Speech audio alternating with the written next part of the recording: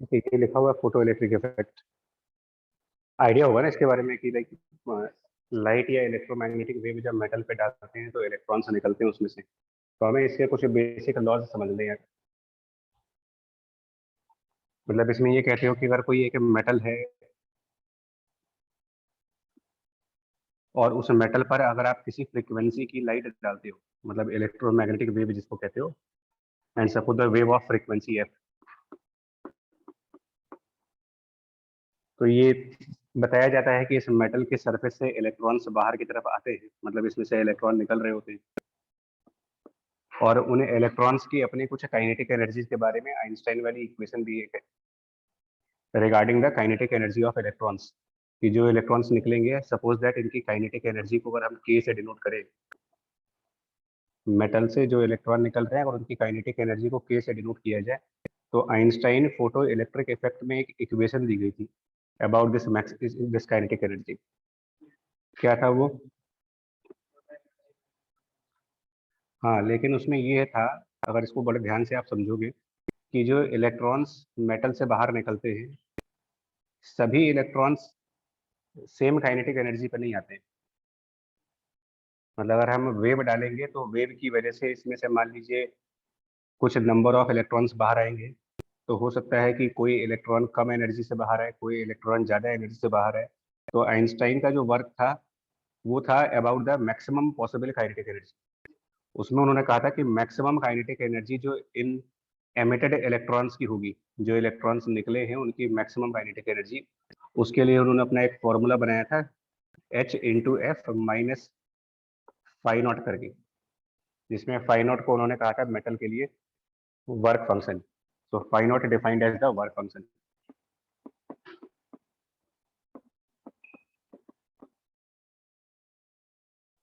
तो आइंस्टाइन का work maximum kinetic energy पे था, विच मीन्स कि जो इलेक्ट्रॉन्स हैं उनमें और भी काइनेटिक एनर्जी होंगी। तो अगर कोई पूछे कि मिनिमम काइनेटिक एनर्जी कितनी होगी इलेक्ट्रॉन्स की, ये तो आइंस्टाइन का लॉ है। Einstein photoelectric effect law बोलते हैं इसको, कि maximum kinetic energy is Hf minus phi naught called as work function. Minimum kinetic energy तो obviously minimum kinetic energy will be zero value, because kinetic energy minus में हो नहीं सकती, तो मिनिमम जीरो से ही हो सकता है।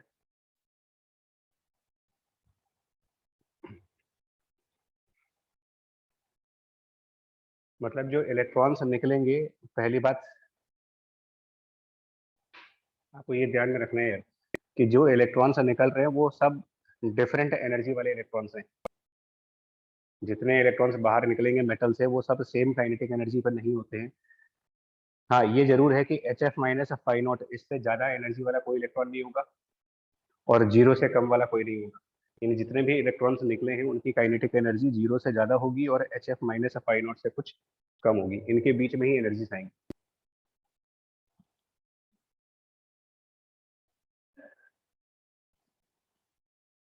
और फाई नॉट जिसको वर्क फंक्शन बोलते हो, इसका फिजिकल मतलब होता था, फाई नॉट वर्क फंक्शन की फिजिकल मीनिंग ये बोलते थे ना कि minimum minimum energy needed to emit the electron. कम से कम कितनी एनर्जी चाहिए मेटल के सरफेस से इलेक्ट्रॉन को निकालने के लिए। एंड यूजुअली, मतलब ये एक्सपेरिमेंटल डेटा है कि यूजुअली ये आयनाइजेशन एनर्जी का हाफ के आसपास आता है, usually half of ionisation energy. हमने कहीं सुना था, कुछ लोगों ने इसको समझाने के लिए बता दिया कि जो आयनाइजेशन एनर्जी होती है वही वर्क फंक्शन होती है, जबकि एक्चुअली ऐसा नहीं है। वर्क फंक्शन का जो प्रैक्टिकल डेटा आया हुआ है, हाफ ऑफ आयनाइजेशन एनर्जी है। It is not the exact ionisation energy. Ionisation एक अलग चीज है।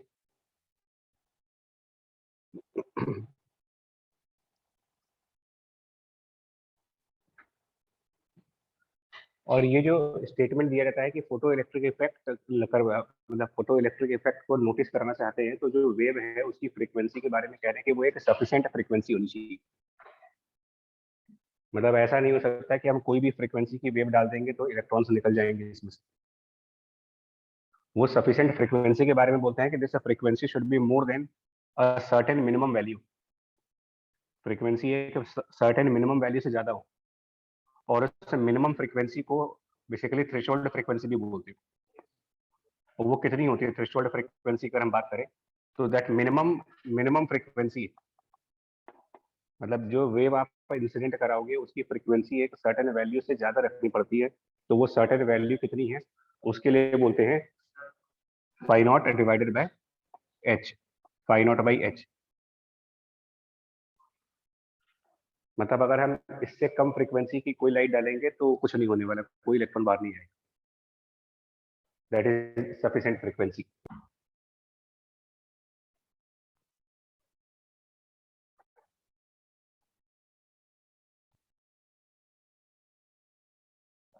अच्छा, इसमें बड़े बहुत लिमिटेड क्वेश्चंस हैं, मतलब बहुत बेसिक लेवल क्वेश्चंस हैं। जैसे कि एग्जांपल के फॉर्म में देखो, अगर तो एचसीवी है ना यार, मैं बुक खोल लो, फोटो इलेक्ट्रिक वाला चैप्टर खोलो जरा एक मिनट। आपको दिखा रहे क्वेश्चन किस तरीके के आते हैं। अगर वो एचसीवी ले आओ जरा ब्लैक में, दिखा रहे भी बहुत बहुत ऐसा, मतलब नॉर्मल टाइप के क्वेश्चन आते हैं इसमें।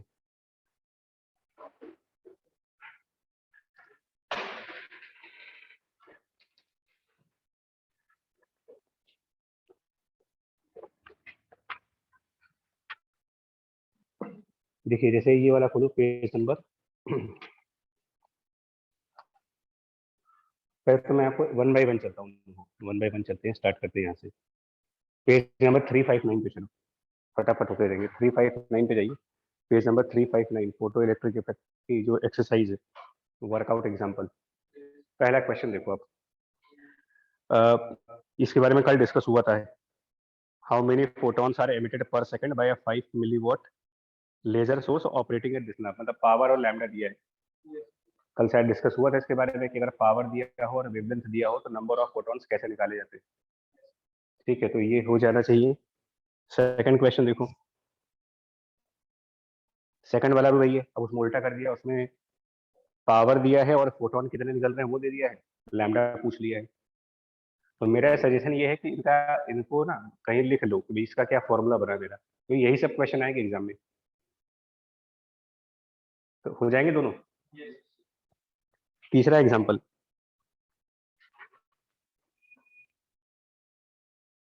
तीसरा एग्जाम्पल हालांकि फोटो इलेक्ट्रिक का नहीं है, वो एक डिफरेंट है, उसको रोक लीजिए, एक मिनट रोक ले। ये फोर्थ नंबर देखो,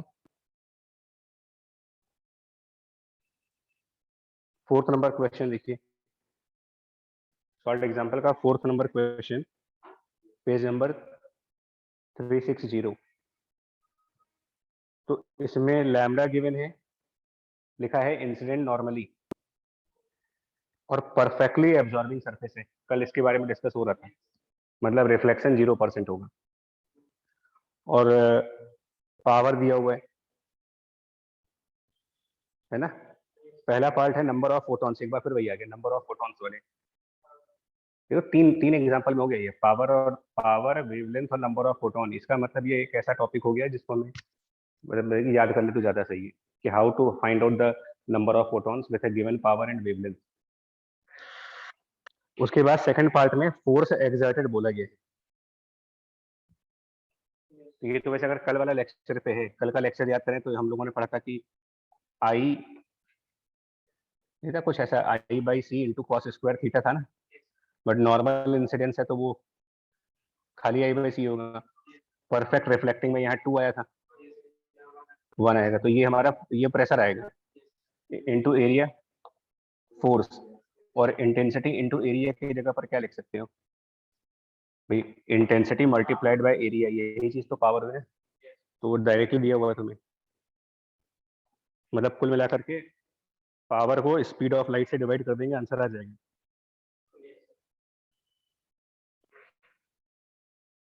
ठीक है। और अगला वाला एग्जांपल देखिए, कल हम कर चुके हैं ऑसिलेशन ऑफ पेंडुलम वाला, कल इसको किया था हम लोगों ने क्लास में। ठीक है, ये भी हो गया। सिक्स और सेवन्थ अभी हम डिस्कस करेंगे, सिक्स सेवन्थ फिर फोर्स वाले क्वेश्चन हैं, ये वही जो कल के लेक्चर के ऊपर है, सिक्स और सेवन्थ। और एट्थ नंबर क्वेश्चन पे आते हैं। मतलब पहले जो 7 7 क्वेश्चन हैं वो कल वाले लेक्चर के, राइट है। 8th ऑनवर्ड फोटो इलेक्ट्रिक है। तो 8th वाले में थ्रेशोल्ड वेवलेंथ कहिए, तो थ्रेशोल्ड फ्रीक्वेंसी अगर ये है तो थ्रेशोल्ड वेवलेंथ भी निकालते हैं। थ्रेशोल्ड वेवलेंथ निकालने के लिए क्या करते हो, wavelength equals to speed by frequency, तो speed of light divided by the frequency, और फ्रीक्वेंसी ये वाली थ्रेशोल्ड फ्रीक्वेंसी मतलब मिनिमम फ्रीक्वेंसी के करस्पॉन्डिंग वेवलेंथ, तो speed upon frequency and frequency is phi naught H, तो this divided by phi naught और ऊपर एच आ जाएगा, H C by phi naught basically threshold wavelength. अब जरा इसकी कैलकुलेशन देखें, वर्क फंक्शन दिया हुआ है इसमें 3 मेटल्स के 4.5, 2.3 और 1.9, तो कोई एक जरा सॉल्व करके दिखाता हूँ आपको। इसमें ना मॉडर्न फिजिक्स में हमें ये भी ध्यान रखना पड़ता है कि कैलकुलेशन कैसे सही होगी हमारी, क्योंकि सबसे कैलकुलेटिव क्वेश्चन यहीं पर है। किसी एक मेटल का निकाल के दिखा रहा हूँ, जैसे कि 4.5 इलेक्ट्रॉन वोल्ट है, तो जिसका वर्क फंक्शन 4.5 है उसके लिए आप क्या लिखोगे, h into C divided by 4.5 और इलेक्ट्रॉन वोल्ट। तो यहाँ पर एक काम करो, h इंटू सी की एक वैल्यू याद कर लिया, h इंटू सी की डायरेक्ट वैल्यू याद करिए 1240 इलेक्ट्रॉन वोल्ट नैनोमीटर। इसको लर्न कर लें, इंस्टेड कि हम h और c को अलग अलग रख करके सॉल्व करेंगे एग्जाम टाइम पर, इससे बेटर है कि h इंटू सी याद कर लो, 1240 इलेक्ट्रॉन वोल्ट नैनोमीटर, इसको याद ही रखना है। तो अब आपका न्यूमेरिकल बहुत इजी है, 1240, ऊपर भी इलेक्ट्रॉन वोल्ट है नीचे भी इलेक्ट्रॉन वोल्ट, वो कैंसिल हो जाएगा, यानी आंसर नैनोमीटर में आएगा। निकालिए 1240 बाय 4.5 नैनोमीटर, 1240 बाय 4.5 नैनोमीटर, ये आंसर आ जाएगा डायरेक्टली।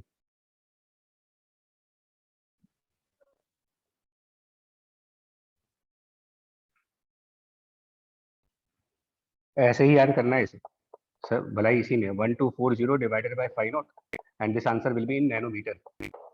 इस फॉर्म में याद करिए 1240 बाय जितना भी वर्क फंक्शन दिया गया हो, तो 1240 divided by 4.5 answer for the first part. इन्होंने 1242 लिखा हुआ, अगर इनके एग्जाम्पल देखोगे ना तो देखना नेक्स्ट पेज पे h इंटू सी की वैल्यू 1242 लिखी हुई है, वो लगभग उतना ही आएगा। और वैसे भी आपको ऑब्जेक्टिव क्वेश्चन करना है जी, आया बाकी को भी निकाल लोगे, ठीक है। और आगे दिखा रहे एक मिनट,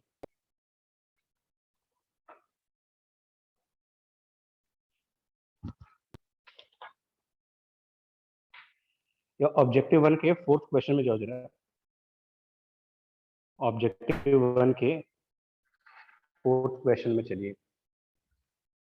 एक बार फिर वही क्वेश्चन है, पावर का नंबर ऑफ फोटॉन्स, ये बड़ा इंपॉर्टेंट कंसेप्ट है, पावर नंबर ऑफ फोटॉन्स और लैम्डा।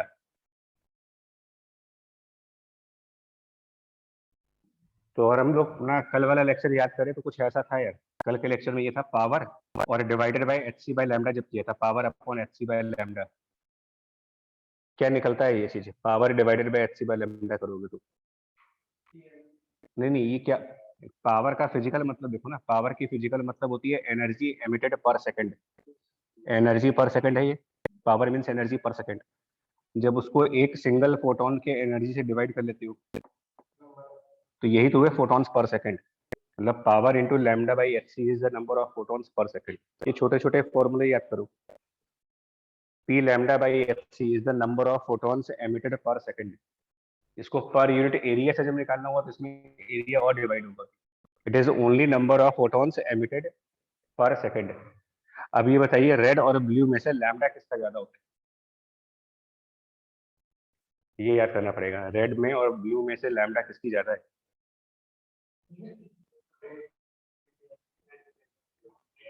रेड सबसे ज्यादा होता है, वो स्पेक्ट्रम वाला ऑर्डर बनता है, प्रिज्म का जो स्पेक्ट्रम होता है ना वेव्योर वाला, तो सबसे नीचे रेड आता है, सबसे नीचे रेड आता है, तो रेड की सबसे ज्यादा वेवलेंथ है। अब बताओ इसमें दोनों में से, रेड और ब्लू में से वेवलेंथ रेड की ज्यादा है, तो जिसकी वेवलेंथ लैम्डा ज्यादा है उसके फोटॉन्स भी ज्यादा आएंगे, क्योंकि क्वेश्चन में पावर दोनों का सेम दिया हुआ है। तो ये क्वेश्चन हो गया है, इस पे बहुत क्वेश्चन मिले नंबर ऑफ फोटॉन वाले भी। अच्छा, इसको ऑब्जेक्टिव 1 के सेकंड क्वेश्चन बड़ा कंफ्यूजन है। ऑब्जेक्टिव 1 की सेकंड क्वेश्चन लिख लो। ऑब्जेक्टिव 1 का जो सेकंड नंबर क्वेश्चन है, देखिए मॉडर्न की प्रैक्टिस तुम्हारी नहीं हुई थी ना, तुमने पिछली बार थ्योरी की थी, तो अभी इसके साथ न्यूमेरिकल लगा खत्म करो इसे। खत्म, मॉडर्न में साथ साथ निपटा के। सेकंड नंबर क्वेश्चन में क्या है, two photons having equal wavelength having equal linear momentum. तो रिकॉल करो जरा, फोटोन का मोमेंटम कैसे डिफाइन किया गया था और फोटोन की एनर्जी कैसे डिफाइन की गई थी। कल जब जनरल जनरल पॉइंट्स बोल रहे थे तो एनर्जी और मोमेंटम, नहीं फॉर्मूला लैम्डा के फॉर्म में नहीं था, H upon lambda, H by lambda, यही तो मोमेंटम बोलते हैं फोटोन का। Momentum of photon was H by lambda, और energy of photon H C by lambda. तो अब आप जरा इस क्वेश्चन को पढ़ के बताओ कौन सा आंसर सही आएगा। ऑप्शन ए कह रहे हैं अगर दो फोटॉन्स की वेवलेंथ इक्वल है तो उनके मोमेंटम इक्वल आएंगे। ये मोमेंटम है, momentum of photon is H by lambda. Momentum of photon is h by lambda. Now, if two photons are having same wavelength, they will have same momentum. सही है गलत है? सही नहीं है। Momentum is a vector quantity. तो आप ये इसकी गारंटी कैसे लोगे कि डायरेक्शन भी सेम होगा उनका? तो ये गलत ऑप्शन है। उनकी मोमेंटम के मैग्नीट्यूड बराबर होंगे बट डायरेक्शन के बारे में कोई इंफॉर्मेशन नहीं है। सेकंड पार्ट, अगर इक्वल एनर्जी है तो इक्वल मोमेंटम है। अगर इक्वल एनर्जी है तो इक्वल मोमेंटम है। Energy momentum relation E equal to P C था वो। तो if energy is equal for two photons their momentums are equal. फिर वही बात हो गई, मैग्नीट्यूड वाइज इक्वल होंगे, डायरेक्शन का कुछ पता नहीं। हाँ, तो सी ऑप्शन क्या है, इक्वल फ्रीक्वेंसीज है लीनियर मोमेंटम, ये भी गलत है। बिकॉज मोमेंटम को इक्वल तब तक नहीं कहा जा सकता, मोमेंटम को आप इक्वल तब तक नहीं बोल पाओगे जब तक डायरेक्शन को लेकर के कोई बात नहीं की गई। तो अब इसमें सही ऑप्शन कौन सा बचता है, देखो डी वाला। अगर मोमेंटम इक्वल है तो वेवलेंथ इक्वल हो जाएगी। इसमें लोग गलत कर देते हैं ऑप्शन जल्दीबाजी में। एक्चुअली वो इस चीज पर फोकस नहीं कर पाते हैं कि मोमेंटम में डायरेक्शन भी होता है। और इसके बाद देखो पांचवा क्वेश्चन जिसके बारे में कल पढ़ रहे थे लोग, E equal to PC relation कहाँ पर वैलिड है? कल इसी से स्टार्ट हुआ था कि ई इक्वल टू पीसी सबके लिए नहीं होता, मास नहीं है। तो ऑप्शन ऑब्जेक्टिव 1 के पांचवें क्वेश्चन में क्या बोलोगे? Six number question basic understanding पर है। Six number question basic understanding पर है कि work function is H into new not. New not मतलब थ्रेशोल्ड फ्रीक्वेंसी हो गई, क्योंकि यही तो है, वर्क फंक्शन बराबर H multiplied by minimum frequency, यानी कि new not is the minimum frequency. तो फोटो इलेक्ट्रिक इफेक्ट लाने के लिए फ्रीक्वेंसी उससे ज्यादा होनी चाहिए। तो इसमें सही ऑप्शन कौन सा है? A option.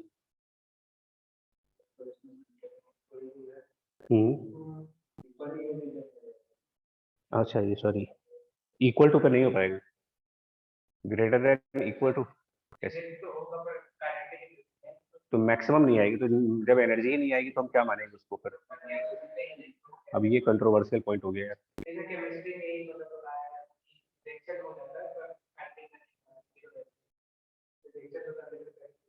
देखो आंसर, ये डाउट वाला पॉइंट हो गया। बात तो सही कह रहे हो आप, उसमें उस थ्योरी के हिसाब से जाओगे तो हाँ, कि उसको जीरो काइनेटिक एनर्जी वाला मान लिया जाए। ठीक है, अच्छा हुआ कर लिया इसको। सेवेंथ भी अपने आप देख लेंगे, उसके बाद वाला भी बता रहे हैं। ठीक है।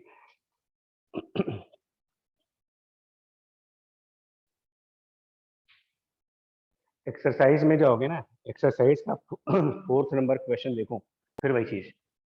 एक्सरसाइज में मतलब 365, page number 365, photo electric effect वाला फोर्थ नंबर क्वेश्चन फिर वही, पावर दिया हुआ है, लैम्डा दिया हुआ है, नंबर ऑफ फोटॉन्स निकालने हैं, लेकिन अब की बार उसका 60% पावर ही यूज कर लेंगे। तो फिर वही वाला फॉर्मूला।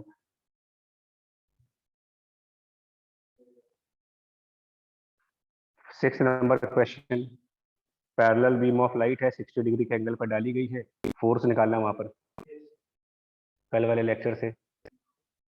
टू वो मिरर है तो 100% रिफ्लेक्शन होगी।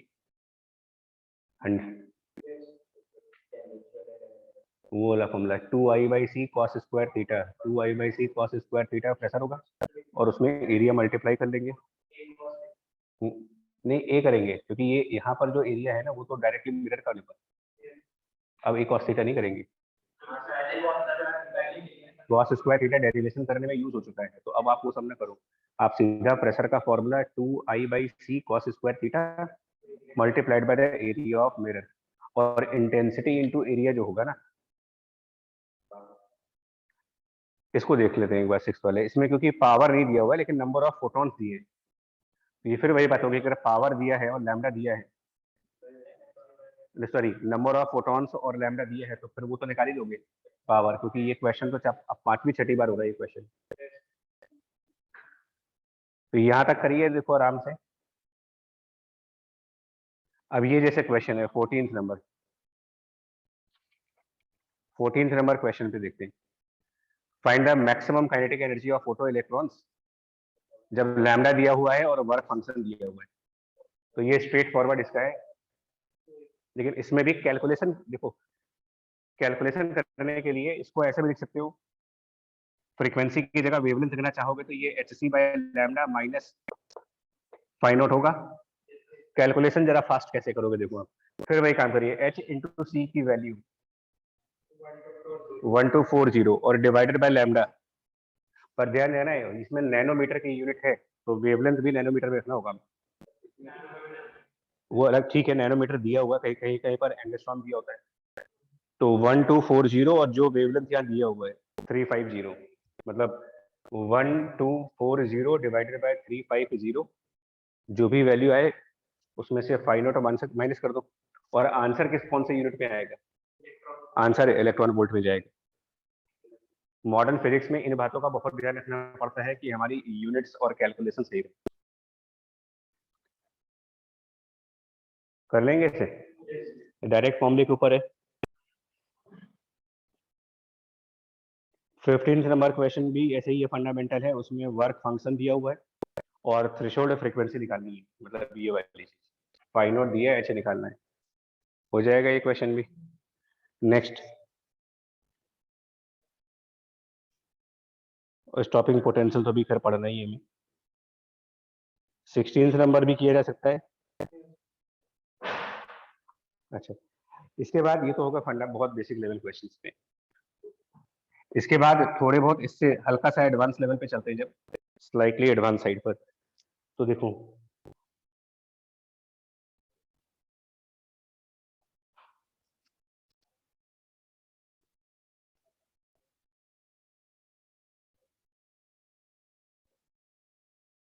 ये 28th number question, 28th number question देखिए,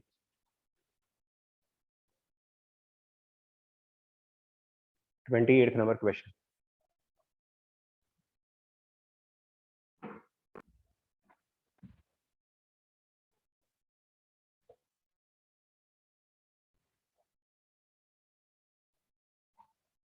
ट्वेंटी एट्थ नंबर क्वेश्चन में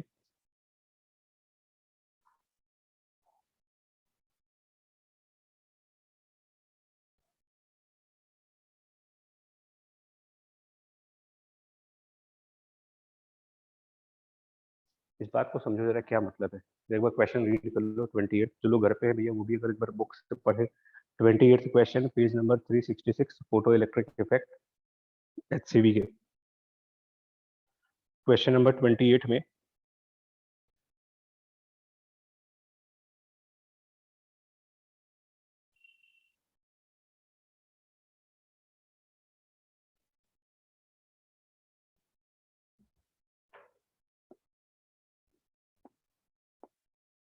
इसका क्या मतलब हुआ कि करंट रजिस्टर्ड बाय एमिटर 0 है, मतलब यहाँ पर तो लाइट तो डाल रहे हैं ना, यहाँ पर लाइट डालोगे, ये मेटल है तो इसमें से इलेक्ट्रॉन निकलेंगे, इसमें से इलेक्ट्रॉन बाहर आएंगे, लेकिन वो जो कह रहे हैं कि एमिटर में करंट नहीं जा रही है, इसका मतलब ये इलेक्ट्रॉन कहाँ नहीं पहुंच पा रहे होंगे, ऊपर वाली प्लेट को टच नहीं कर पा रहे होंगे, लेकिन इसमें मैग्नेटिक फील्ड है। तो अब आप इसको देखो, ये दो चैप्टर्स मिक्स हो रहे हैं इसमें। पहला काम फोटो इलेक्ट्रिक इफेक्ट का, वो क्या है, देखिए लाइट पड़ी, मेटल पर इलेक्ट्रॉन निकले, मैग्नेटिक फील्ड उन इलेक्ट्रॉन्स को क्या करेगी, सर्कुलर पाथ देगी, मैग्नेटिक फील्ड उनको डेविएट करने का काम करेगी, तो वो डेविएशन सर्किल पे होगा। तो ये इलेक्ट्रॉन एक सर्कुलर पाथ फॉलो करें, लेकिन वो सर्किल ऊपर वाली प्लेट को टच ना करे, क्योंकि लिमिटिंग केस में ये सर्किल ऊपर वाली प्लेट को जस्ट टच करता हुआ ऐसे आ जाए, लिमिटिंग केस।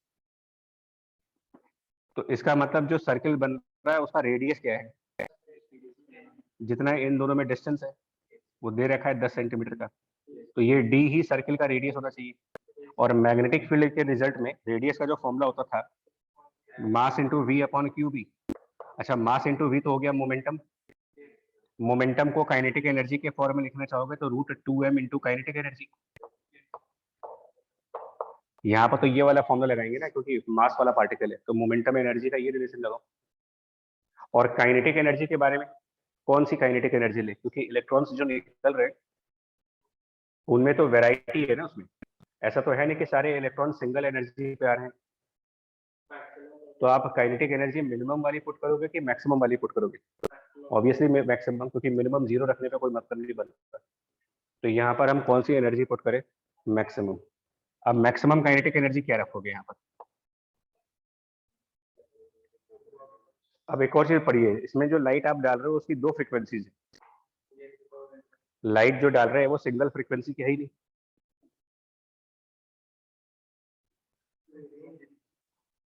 रेंज नहीं है वो, अच्छा रेंज है, हाँ रेंज है। 400 नैनोमीटर से लेकर के 600 नैनोमीटर के बीच में सभी लाइट आ रही है। 400 नैनोमीटर से लेकर के एंड अप टू 600 नैनोमीटर, ये इंटरवल है पूरा। तो हमें पहले इसमें ये देखना पड़ेगा कि क्या ये सभी वेवलेंथ कैपेबल हैं इलेक्ट्रॉन्स को निकालने के लिए। और वो हम कैसे पता लगाएंगे, थ्रेशोल्ड वेवलेंथ। और थ्रेशोल्ड वेवलेंथ कैसे निकालेंगे, तो वर्क फंक्शन को ही, जो वर्क फंक्शन है उसको ही लिखते हो आप hc divided by lambda threshold. ये थ्रेशोल्ड वेवलेंथ निकालने का फॉर्मूला है। तो पहले ये कैलकुलेट करते हैं कि थ्रेशोल्ड वेवलेंथ क्या बन रही है। ये आई hc बाई फाई नॉट, जिसमें hc को 1240 रखा और फाई नॉट की वैल्यू जो क्वेश्चन में दिया होगा कहीं 2.39 और ये नैनोमीटर में आएगा, तो इसके लिए जरा कैलकुलेटर चाहिए हो गया थोड़ी सी एक्यूरेट कैलकुलेशन के लिए। आपको ये लमसम आइडिया नहीं है तो 2.4 मान लें, अगर इसको अराउंड 2.4 मान लें तो करीब करीब मुझे ऐसा लग रहा है कि 2.4 मान लेंगे तो वो जाके ऊपर चला गया, 0 हो गया, 24 25 5, मेरे ख्याल लगभग 500 के आसपास आएगा कुछ ही। एग्जैक्ट वैल्यू 500, ठीक। तो इसका मतलब 518 लगभग मान लो, इतने नैनोमीटर की थ्रेशोल्ड वेवलेंथ आ रही है। थ्रेशोल्ड वेवलेंथ का फिजिकल मतलब क्या है कि इससे इससे ज्यादा वेवलेंथ पर फोटो इलेक्ट्रिक इफेक्ट होगा या इससे कम पर होगा, कम पे। थ्रेशोल्ड देखिए फ्रीक्वेंसी में आप मिनिमम बोलते हो, वेवलेंथ के थ्रेशोल्ड वेवलेंथ लार्जेस्ट वैल्यू होती है, मतलब 518 नैनोमीटर के आगे वाली जो वेवलेंथ है वो बेकार हो गई। थ्रेशोल्ड वेवलेंथ अपर लिमिट होती है और थ्रेशोल्ड फ्रीक्वेंसी लोअर लिमिट होती है। तो थ्रेशोल्ड वेवलेंथ 518 नैनोमीटर का मतलब बस यहीं तक फोटो इलेक्ट्रिक इफेक्ट होना है, इसके बाद नहीं होना।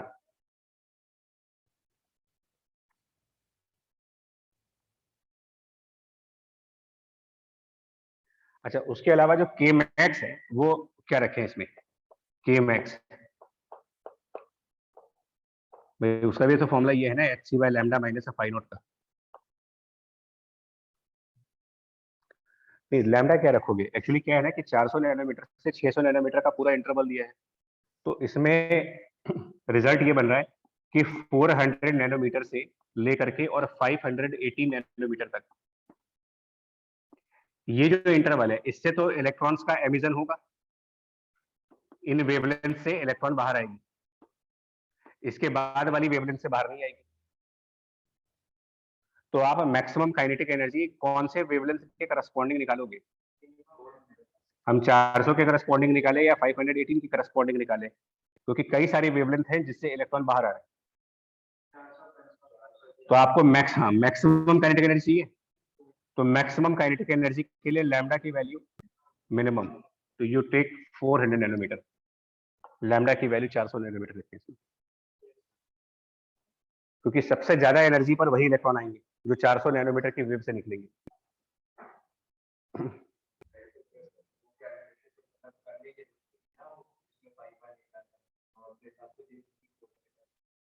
वो अलग बात है भाई, वैसे कैलकुलेट करवा के दिखाया आपको। थ्रेशोल्ड वेवलेंथ का मतलब बताना था इसलिए करवा दिया, वरना अभी आप लोग यही मान के चल रहे होते कि मिनिमम वाली होती है। तो थ्रेशोल्ड वेवलेंथ कैलकुलेट करवाने का पर्पज यही है कि इससे कम वाली वेवलेंथ से निकलेंगे इलेक्ट्रॉन। थ्रेशोल्ड फ्रीक्वेंसी में ज्यादा वाले और थ्रेशोल्ड वेवलेंथ में कम वाले। पर ये जितना देखने में आसान लगता है ना, एग्जाम प्रेशर में नहीं होगा, क्योंकि ये सब कैलकुलेशन होते हैं। तो आपको लैम्डा रखना है 400 नैनोमीटर। अब कैलकुलेशन भी तो करो जरा, फिर वही काम, एच सी को 1240 की। हालांकि इनकी बुक में मेरे ख्याल से ऊपर कहीं लिखा होगा, नहीं नहीं लिखा, चलिए इतने ही लिखे। कहाँ? एच और सी दिया, एच सी, चलो अंदाजा बता रहे हैं, भी टाइम लगेगा इसमें, एक बार कैलकुलेशन करिए। 1240 और लैम्डा को 400 ले लें, और माइनस है फाइन पॉइंट, इलेक्ट्रॉन वोल्ट आ रहा है। अगर आप लैम्डा 400 लेते हो और एच सी की वैल्यू 1240, तो 1240 बाई 400 माइनस जो वर्क फंक्शन दिया है, आंसर इज 0.71 इलेक्ट्रॉन वोल्ट। यहाँ पे जो आंसर रखोगे वो जूल्स में रखेंगे। मतलब ये जो के मैक्स आप बता रहे हो 0.71 इलेक्ट्रॉन वोल्ट है, ये आंसर में नहीं जाएगा। इसको जूल्स में कन्वर्ट करने के लिए 1.6 इंटू 10⁻⁻19 और रखेंगे, और इससे अपना कैलकुलेशन करोगे रेडियस वाला।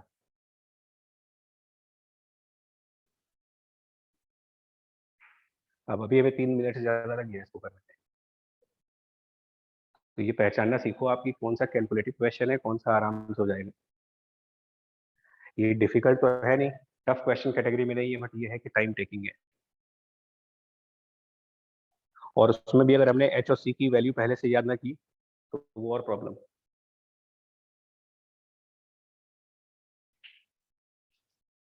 आगे अपन लोग इसे प्रोसीड, ठीक है।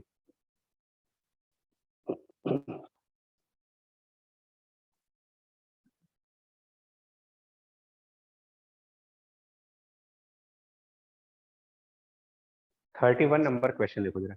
31 31 नंबर क्वेश्चन।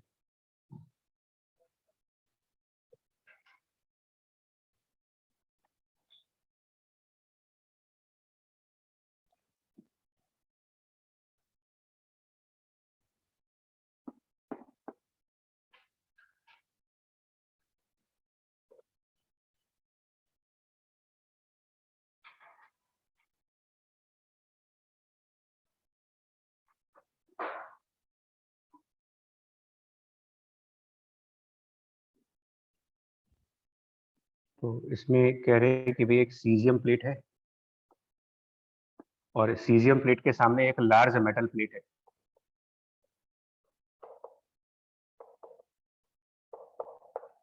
प्लेट है कि सरफेस है यार वो large? Large metal plate, okay. और उसमें चार्ज की डेंसिटी दी हुई है कुछ, मतलब उस मेटल प्लेट को चार्ज किया गया है और उसकी सरफेस डेंसिटी दी गई है, और साथ में ये डिस्टेंस भी प्रोवाइडेड है। लाइट किसके ऊपर डाल रहे हैं? पढ़ के देखो। सीजियम प्लेट पर कितनी फ्रीक्वेंसी और वेवलेंथ वगैरह की सब दिया होगा? 400 नैनोमीटर का, इसका वर्क फंक्शन भी दिया होगा 1.9। और आप पूछ क्या रहे हैं?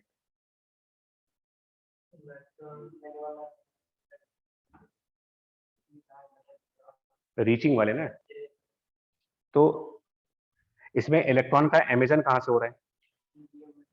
तो यानी कि जो सीजियम है एक तरीके से ये एमिटर वाली प्लेट है और लार्ज मेटल कलेक्टर है।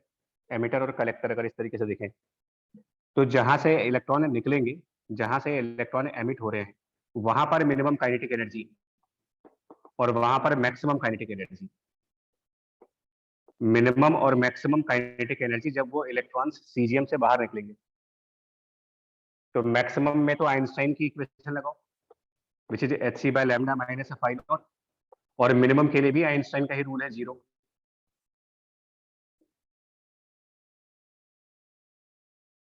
समझ आए?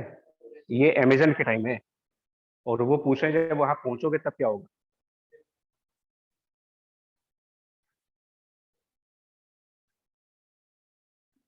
अमेजन के टाइम मिनिमम 0 और maximum is H C by lambda minus phi not.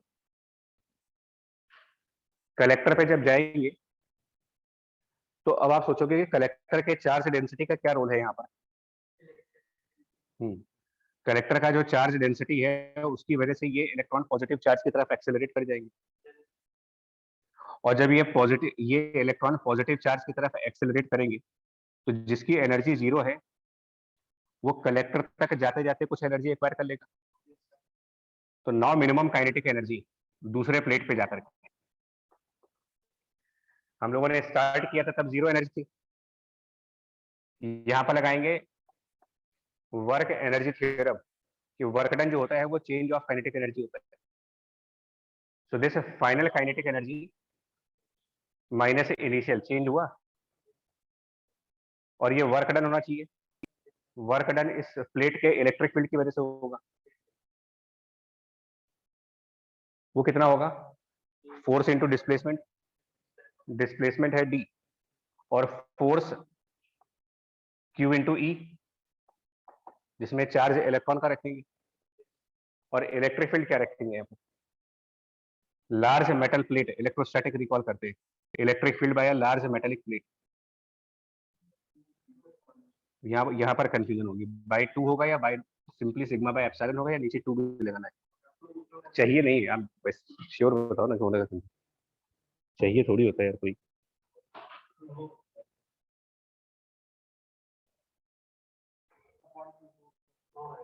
भैया ये लार्ज मेटल प्लेट है, इनफाइनाइट शीट नहीं है यहाँ पर। मेटल प्लेट्स में सिग्मा बाय एप्सिलॉन बोला गया है। इलेक्ट्रोस्टैटिक में यही तो बार बार कंफ्यूजन होती है, बाई 2 रखे कि ना रखें।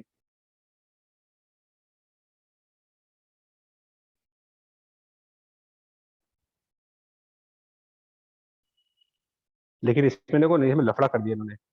इन्होंने क्या दिया हुआ है, जो सरफेस डेंसिटी है वो कौन से साइड का दिया हुआ है। अब वो लैंग्वेज की वजह से इन्होंने ट्विस्ट मार दिया पूरा।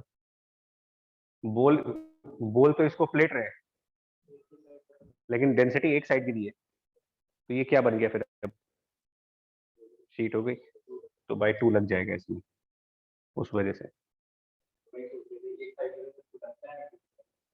है। अगर चार्ज एक साइड पर है तो बाई 2 लगता है, और अगर प्लेट के दोनों साइड चार्ज हो तो नहीं लगता। वो लैंग्वेज में क्लियर है। तो ये तो आएगा मिनिमम वाला, और ऐसे ही मैक्सिमम वाला जब निकालोगे कलेक्टर पे जा करके मैक्सिमम एनर्जी क्या होगी। तो जितनी जितनी एनर्जी से एमिट हुए थे पहले वो देखो। मैक्सिमम एनर्जी एट एमिजन वो है H C by lambda minus phi naught, ये एमिजन वाली। और एमिजन के बाद जो वर्क होगा वो और ऐड करने से, एमिजन के टाइम की मैक्सिमम काइनेटिक एनर्जी और प्लस कलेक्टर तक जाने में इलेक्ट्रिक फील्ड का जो वर्क आया वो भी ऐड करें, तो plus Q E into D. ये आपका फाइनल आंसर है। मतलब जो फोटो इलेक्ट्रिक इफेक्ट में आइंस्टाइन की इक्वेशन है वो एमिजन के वक्त की है। एमिजन के बाद वो इलेक्ट्रॉन कहीं पर एक्सेलरेट कर रहा है, कहीं और ट्रेवल कर रहा है, तो वो फिर अपना इलेक्ट्रोस्टैटिक या मैग्नेटिज्म जैसे लगाना है। तो जैसे इसके पहले वाले क्वेश्चन में एमिट करके वो मैग्नेटिक फील्ड में सर्कुलर मोशन करने लगा, यहाँ पर वो एमिट करके इलेक्ट्रिक फील्ड में मोशन कर रहा है।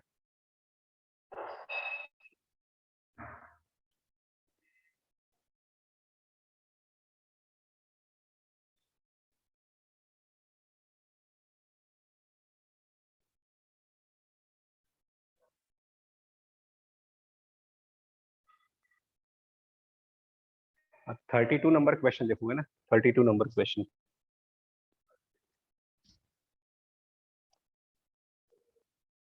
ये वाला कर लोगे इसको? है जी, 32 वाला क्वेश्चन।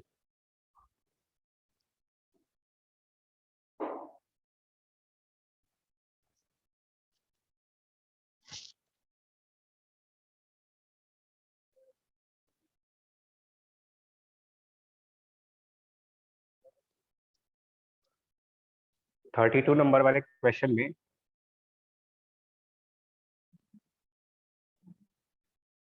पढ़ लो एक बार पहले।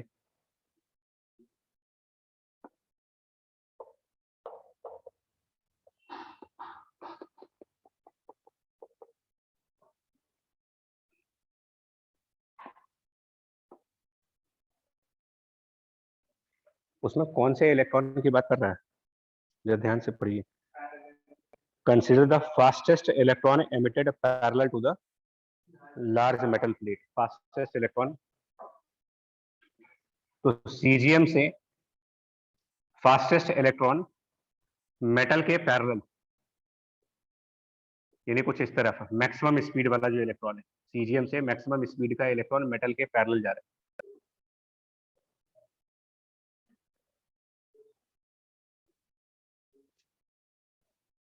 लेकिन इलेक्ट्रिक फील्ड कौन से डायरेक्शन में होगी? मेटल अगर पॉजिटिवली चार्ज है तो इलेक्ट्रिक फील्ड तो लेफ्ट साइड हुई। तो ये इलेक्ट्रॉन अब इस इलेक्ट्रिक फील्ड की वजह से, क्योंकि ये इलेक्ट्रिक फील्ड इलेक्ट्रॉन पर फोर्स लगाएगी, वो फोर्स होगा राइट साइड, और फोर्स की वजह से ये डेविएट करेगा।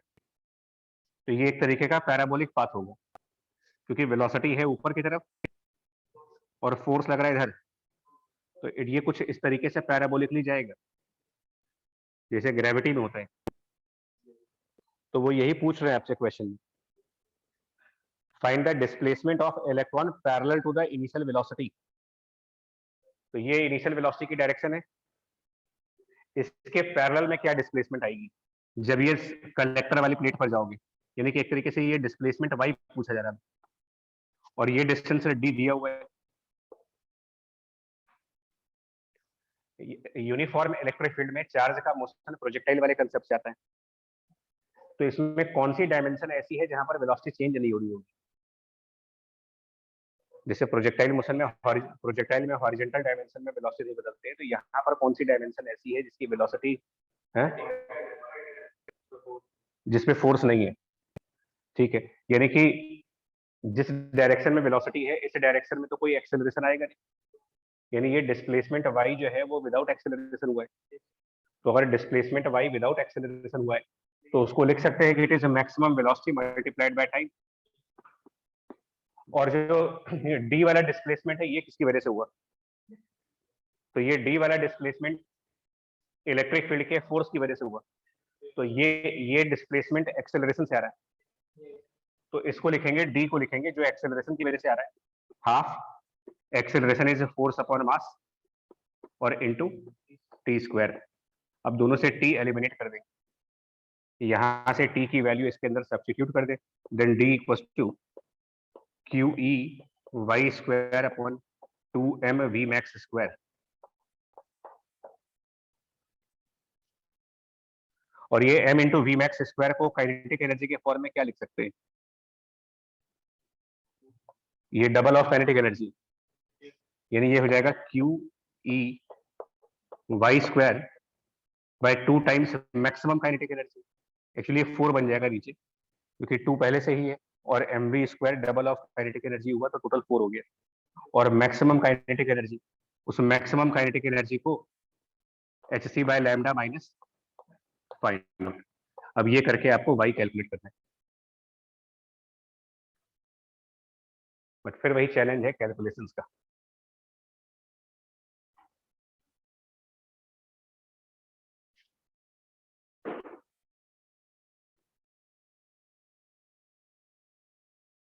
क्या सोच रहे हो?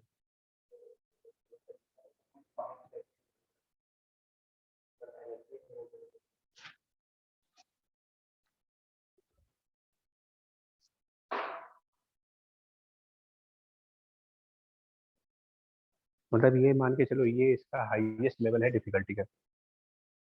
फोटो इलेक्ट्रिक इफेक्ट में हाईएस्ट लेवल डिफिकल्टीज यही होते हैं कि फोटो इलेक्ट्रिक इफेक्ट के साथ हमने कोई और चैप्टर मिला लिया, उधर मैग्नेटिज्म मिलाया, इधर इलेक्ट्रोस्टैटिक डाल दिया। तो इसमें फोटो इलेक्ट्रिक का कोई काम ही नहीं है। फोटो इलेक्ट्रिक का काम सिर्फ इतना है, अगर आप ध्यान से देखो तो फोटो इलेक्ट्रिक इफेक्ट का तो सिर्फ एक ही रोल है यहाँ पर, ये ओनली फॉर काइनेटिक एनर्जी, बाकी सब तो पुरानी मैकेनिक्स।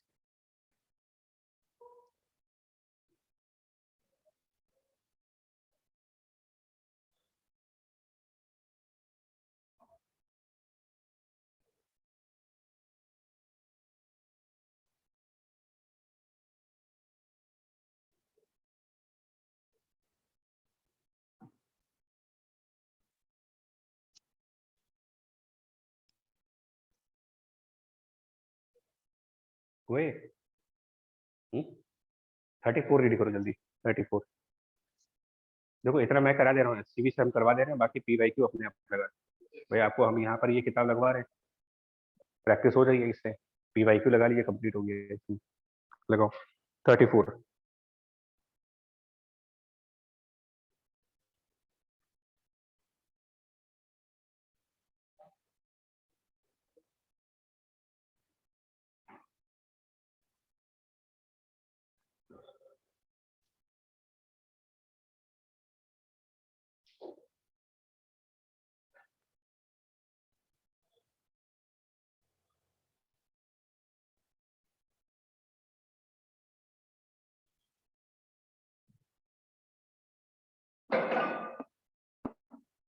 एक मिनट का टाइम है, पहले क्वेश्चन पढ़ो समझो बताओ।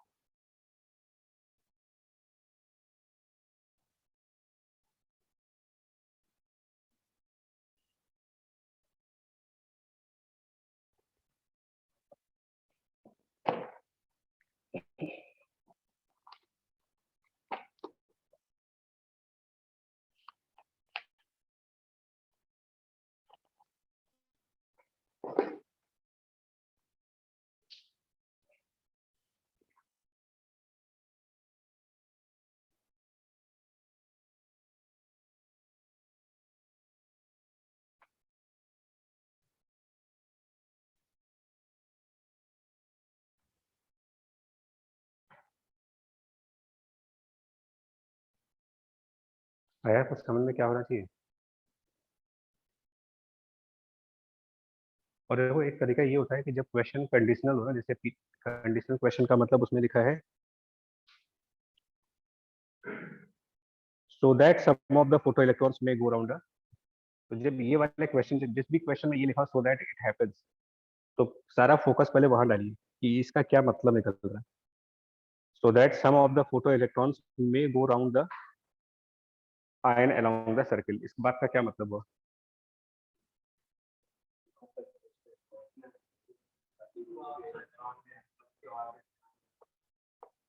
वहां तक पहुंचना है, मतलब एक पॉजिटिव आयन है ना वो, तो वो भी फिक्स्ड आयन है, उससे कुछ डिस्टेंस पर एक प्लेट रखी है,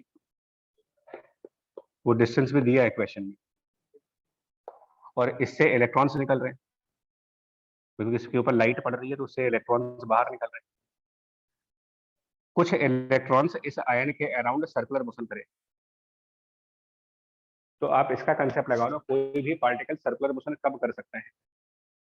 कोई भी पार्टिकल कहीं पर भी सर्कुलर मोशन करने की कंडीशंस क्या होती है कि एक पार्टिकल को अगर सर्किल में सर्कुलर मोशन करनी है, तो उसके लिए नेसेसरी नेसेसरी कंडीशन ये है कि उसके ऊपर एक फोर्स लगे जिसका डायरेक्शन सेंटर की तरफ हो, और उस फोर्स की वैल्यू mv²/r बने। यही यही पूरी कंडीशन कही जाती है एक पार्टिकल के सर्कुलर मोशन करने की, कि एक फोर्स होना चाहिए, फोर्स का डायरेक्शन सेंटर की तरफ होना चाहिए, और फोर्स की मैग्नीट्यूड mv²/r होनी चाहिए। अब आप यहाँ पर सोचिए फोर्स कौन, कहाँ से ये फोर्स आएगी? तो जब इलेक्ट्रॉन निकलेगा तो इलेक्ट्रॉन और पॉजिटिव आयन के बीच में कौन सा फोर्स काम कर जाएगा? Coulombic force. तो जो कोलम्बिक फोर्स होगा इस पॉजिटिव आयन में और इस इलेक्ट्रॉन में, उसकी वैल्यू हो जाएगी 1/4πε0 Q1 Q2। अब वो आयन में कितना चार्ज है लिखा होगा ना उस, सिंगली आयनाइज मतलब एक इलेक्ट्रॉन, और इधर भी एक इलेक्ट्रॉन है, तो Q1 Q2 upon R square and this should be equal to mv square by r। ये जो mv स्क्वायर है इसको काइनेटिक एनर्जी के फॉर्म में 2 टाइम्स काइनेटिक एनर्जी, और काइनेटिक एनर्जी को आइंस्टाइन की इक्वेशन के हिसाब से h into frequency minus wavelength या फिर hc by lambda minus work function. तो बस इतना हो गया इसके हिसाब से क्वेश्चन। नहीं, सम ऑफ द इलेक्ट्रॉन्स बोला है। एक्चुअली इलेक्ट्रॉन्स एक डायरेक्शन में नहीं निकलते, कुछ इलेक्ट्रॉन इधर निकलेंगे, कुछ इलेक्ट्रॉन ऐसे निकलेंगे, कुछ प्लेट के पैरेलल भी निकलेंगे। तो जो इस प्लेट के पैरेलल निकलेंगे वो उस आयन की तरफ सर्कुलर मोशन कर जाएंगे। इसीलिए कह रहा हूँ क्वेश्चन पढ़ो, some of the electrons not all the electrons. जो उस प्लेट की तरफ निकलेंगे वो तो एक्सेलरेट कर जाएंगे, वो तो स्ट्रेट लाइन मोशन में चले जाएंगे ना। जो इलेक्ट्रॉन इधर निकलेंगे वो तो सीधा सीधा स्ट्रेट पाथ फॉलो करेंगे। सर्कुलर मोशन वही इलेक्ट्रॉन करेगा जो यहाँ से मतलब इस प्लेट से पैरेलल निकले, क्योंकि उसी के लिए वेलोसिटी और फोर्स परपेंडिकुलर बनेगी।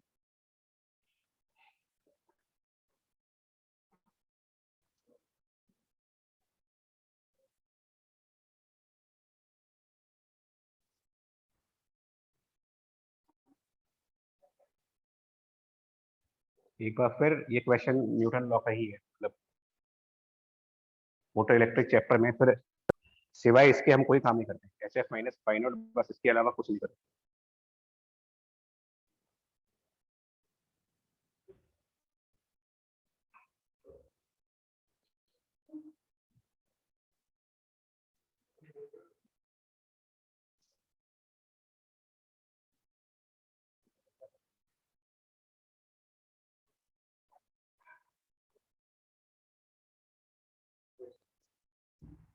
ठीक है, चलिए इसके अलावा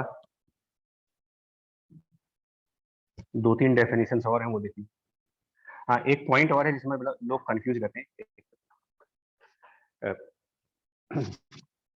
एक प्रॉब्लम इस तरीके का होता है, और इसमें जरा ध्यान रखना है। कुछ लोग, जो आइंस्टाइन की इक्वेशन है के मैक्स वाली, वो थी h into frequency minus phi naught. इसको जरा ध्यान से समझो, ये के एफ के प्रोपोर्शनल है या फिर इस पर लीनियरली डिपेंडेंट है। इस इक्वेशन को समझने में कुछ लोग गलती ये कर जाते हैं कि इस रिलेशन को ये मान लेते हैं कि काइनेटिक एनर्जी फ्रीक्वेंसी के प्रोपोर्शन में है, जबकि ये नहीं है। मतलब के मैक्स इज नॉट इन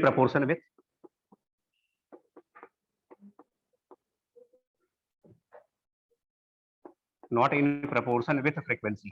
आपको कहना ये चाहिए कि this kinetic energy is in linear relationship. दोनों का मतलब क्या हुआ? In linear relation with frequency और प्रोपोर्शनलिटी में मतलब समझो। प्रॉब्लम क्या है, इसको नोट पॉइंट पर लिखिए। प्रोपोर्शनलिटी और लीनियरिटी में डिफरेंस।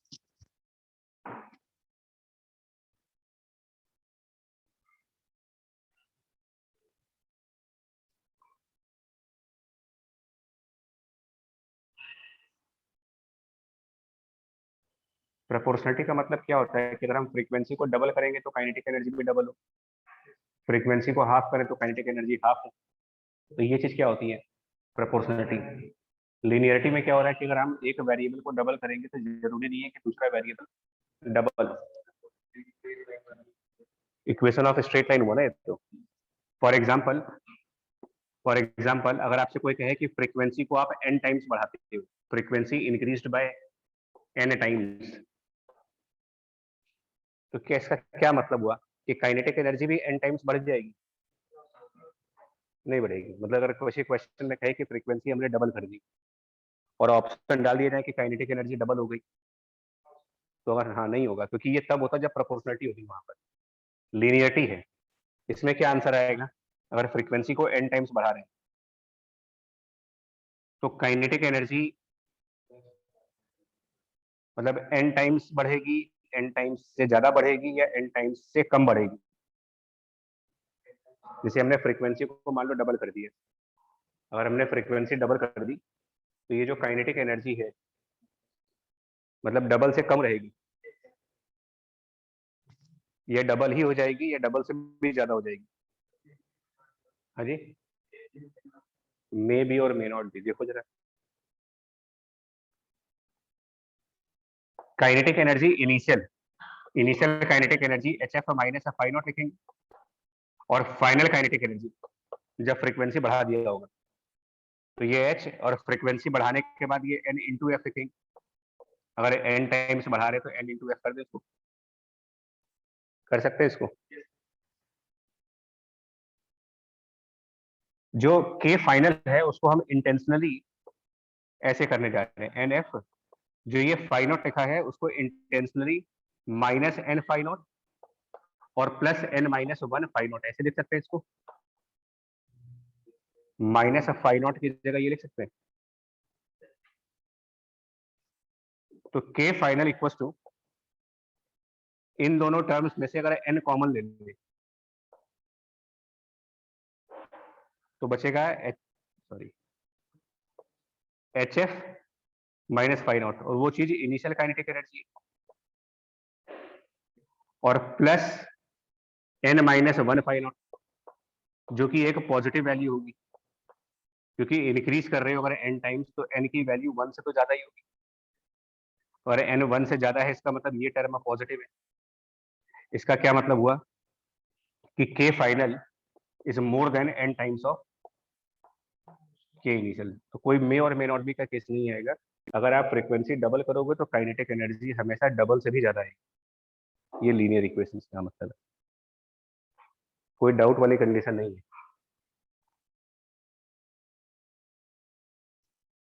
काइनेटिक एनर्जी अगर हम 4 टाइम्स कर रहे हैं तो हम सीधा सीधा इस बात को चैलेंज कर सकते हैं कि मैक्स, सॉरी, फ्रीक्वेंसी 4 टाइम्स कर रहे हैं अगर, तो काइनेटिक एनर्जी पहले वाले वैल्यू के 4 टाइम्स से ज्यादा हो जाएगी। This is linearity.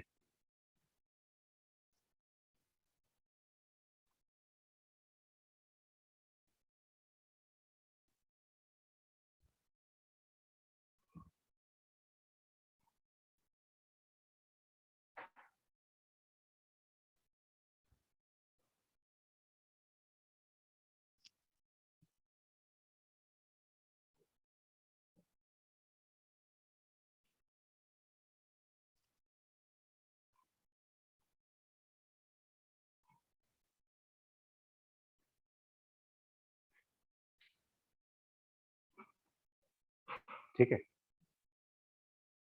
ये नोट कर ले।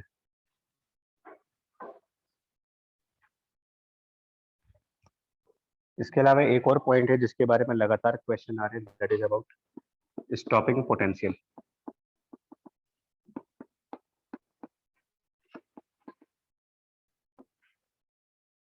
इसके ऊपर भी क्वेश्चन बन रहे, कई सारे क्वेश्चन में स्टॉपिंग पोटेंशियल पूछा हुआ है।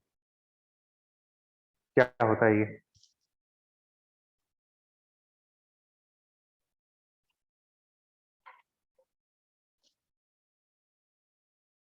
ये चीज क्या है स्टॉपिंग पोटेंशियल, क्या चीज है? देखिए, जैसे मान लो अगर हमारे पास दो दो मेटेलिक प्लेट्स हो, कैपेसिटर जैसे, मान लें कैपेसिटर जैसी दो मेटेलिक प्लेट्स हैं, जैसे कैपेसिटर की दो प्लेट्स होती है वैसी दो मेटेलिक प्लेट है, और एक प्लेट के ऊपर लाइट डाल रहे हैं, किस वेवलेंथ लैम्डा का लाइट, ठीक है? तो जिस प्लेट पर लाइट डालोगे वहां से इलेक्ट्रॉन निकलेंगे, that mean this is the plate where emission of electron will take place. और सामने वाली प्लेट, मतलब एक प्लेट पर इलेक्ट्रॉन निकले और उसके सामने वाली प्लेट नेगेटिव पोटेंशियल पे डाल दीजिए, मतलब इसका पोटेंशियल माइनस में रखा जाए इन कंपैरिजन टू दिस, इस प्लेट के। ऐसे मान लीजिए कि हमने इन दोनों प्लेट के बीच में एक बैटरी लगा रखी है, जिसका नेगेटिव साइड उधर है और पॉजिटिव साइड इधर है।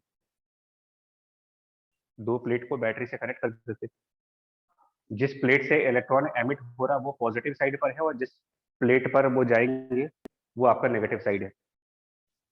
अब बताओ इसमें इलेक्ट्रिक फील्ड कौन से डायरेक्शन में हुई? लेफ्ट साइड अगर हमारी पॉजिटिव प्लेट है और राइट साइड की प्लेट नेगेटिव है, तो दोनों प्लेट के बीच में direction of electric field right side. सबसे पहले तो आप ये बोलोगे कि जो लाइट पड़ेगी अगर ये वेवलेंथ थ्रेशोल्ड से ज्यादा है, क्योंकि तब सॉरी थ्रेशोल्ड से कम है, अगर ये थ्रेशोल्ड से कम है तभी इलेक्ट्रॉन्स बाहर आएंगे। अच्छा, जो इलेक्ट्रॉन्स बाहर आएंगे वो इस इलेक्ट्रिक फील्ड की वजह से, जो इलेक्ट्रॉन्स बाहर निकलेंगे वो इस इलेक्ट्रिक फील्ड की वजह से फॉरवर्ड डायरेक्शन में एक्सेलरेट करेंगे या फिर फॉरवर्ड डायरेक्शन में रिटार्डेट करेंगे। तो इलेक्ट्रिक फील्ड अगर राइट साइड है और इलेक्ट्रॉन जिसमें नेगेटिव चार्ज है, इनके ऊपर इलेक्ट्रिक फील्ड का जो फोर्स आएगा वो लेफ्ट साइड लगेगा। तो जो इलेक्ट्रॉन्स निकलेंगे वो सामने वाली प्लेट तक ट्रेवल करेंगे, बट इस ट्रेवलिंग में ये रिटार्डेट होते रहेंगे, मतलब ये रिटार्डेशन होगा यहाँ पर। और अगर हम इतना रिटार्डेशन प्रोड्यूस कर पाए, सुनिए, अगर हम इतना रिटार्डेशन प्रोड्यूस कर पाए कि जो, सुनो, अच्छा, इतना रिटार्डेशन आप प्रोड्यूस कर पाओ कि जो सबसे फास्टेस्ट इलेक्ट्रॉन था हमारा, मतलब जिस इलेक्ट्रॉन के पास सबसे ज्यादा काइनेटिक एनर्जी थी, इस रिटार्डेशन की वजह से वो इलेक्ट्रॉन सामने वाली प्लेट को टच ना कर पाए, मतलब ये इलेक्ट्रॉन सामने वाली प्लेट से जस्ट पहले, just before this plate stop कर जाएगा। स्टॉप जस्ट बिफोर,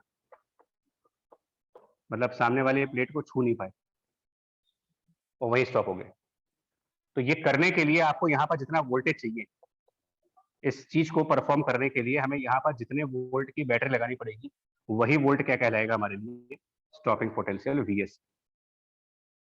मतलब कितना पोटेंशियल डिफरेंस इन दोनों के बीच में लगा दें जिससे कि फास्टेस्ट इलेक्ट्रॉन भी सामने वाली प्लेट तक ना जा पाए, फास्टेस्ट वाला, that is called stopping potential. अब ये निकालो कैसे, देखो एक मिनट देख लो। वर्क एनर्जी थ्योरम कहता है कि वर्क डन बराबर चेंज ऑफ काइनेटिक एनर्जी, के फाइनल माइनस के initial is work done just before, सामने वाली प्लेट के जस्ट पहले अगर स्टॉप हो जा रहे हो तो के फाइनल 0 हो गया। और हम लोग बात कर रहे हैं फास्टेस्ट इलेक्ट्रॉन को लेकर के, तो फिर इनिशियल काइनेटिक एनर्जी हम मैक्सिमम वाली पुट करेंगे, और मैक्सिमम वाली kinetic energy hc by lambda minus phi naught, and work done force into displacement, force लिखेंगे charge into electric field, and suppose D इनके बीच में डिस्टेंस है, ये लिख सकते हैं। लेकिन ये वर्क भी तो माइनस में हो रहा है क्योंकि डायरेक्शन ऑफ फोर्स लेफ्ट है और डिस्प्लेसमेंट राइट हो रहा है, तो वर्क के आगे भी एक माइनस साइन लगेगा। और अगर याद करिए कि पैरेलल प्लेट कैपेसिटर में पोटेंशियल डिफरेंस V को लिखा जाता है electric field multiplied by D. इसके बारे में रिसेंटली भी डिस्कस हुआ था कि डिफरेंट टाइप की कैपेसिटर्स के पोटेंशियल डिफरेंस और इलेक्ट्रिक फील्ड का रिलेशन।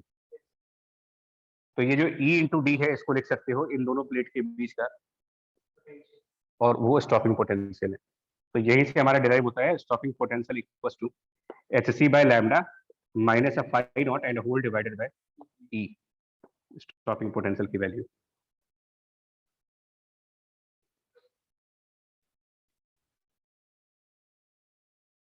मतलब फास्टेस्ट इलेक्ट्रॉन को स्टॉप करने के लिए कितना पोटेंशियल की जरूरत पड़ेगी,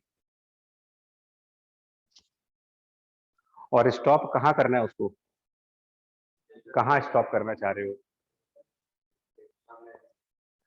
हाँ, कि फास्टेस्ट इलेक्ट्रॉन निकल करके तो आए, लेकिन जो सामने वाली प्लेट है उससे उससे जस्ट पहले रुके, आधे रास्ते पर नहीं रुकना हमको, उसको उसको रोकना है, मतलब एक तरीके से उसको पहले लालच दिया जाए कि हमारे तक आओ, और जैसे ही उस प्लेट तक पहुंचा है, हाँ, इतना पोटेंशियल।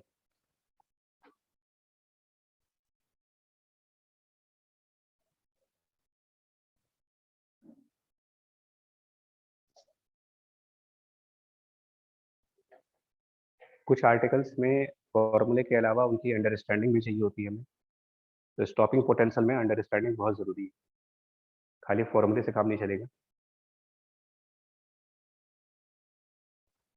हम एमिजन ऑफ इलेक्ट्रॉन को स्टॉप कर रहे हैं क्या यहाँ पर, स्टॉपिंग पोटेंशियल में क्या चीज स्टॉप कर रहे हो, क्या इलेक्ट्रॉन का एमिजन स्टॉप कर दिया हमने, फिर क्या स्टॉप किया।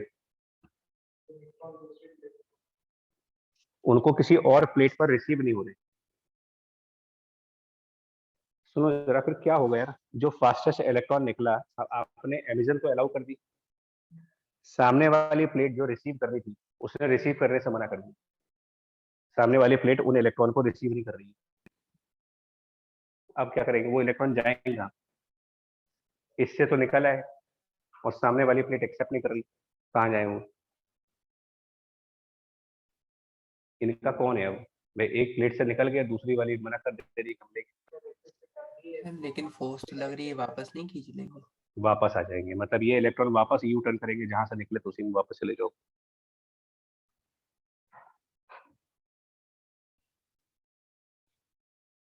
अगर ये रिसीव कर लेती प्लेट, तो अगर ये वाली प्लेट रिसीव कर लेती है, फिर तो यार यहाँ से इलेक्ट्रॉन परमानेंटली चले गया, तो किसी और प्लेट ने रिसीव कर लिया उन्हें। अगर इसने रिसीव नहीं किया तो इसका मतलब ये इलेक्ट्रॉन निकल करके just before the plate stop हुए, और क्योंकि इलेक्ट्रिक फील्ड लग रही है तो ये स्टॉप करके फिर यू टर्न मार देंगे। तो वैसे ही जैसे ग्रेविटी के अंदर एक पार्टिकल को अपवर्ड फेंकते हैं तो हाईएस्ट पॉइंट के बाद वो फिर नीचे आने लगती है, और फिर एमिट एमिट वाली प्लेट उनको रिसीव कर लेगी।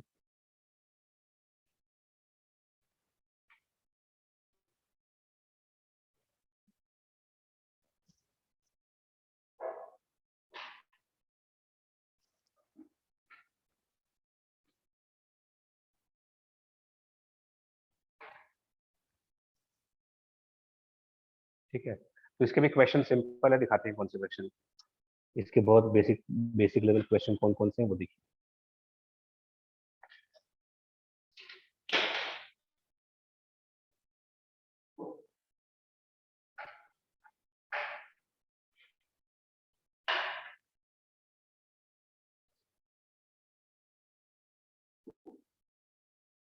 23 क्वेश्चन देखो, हो जाएगा। 23 नंबर क्वेश्चन।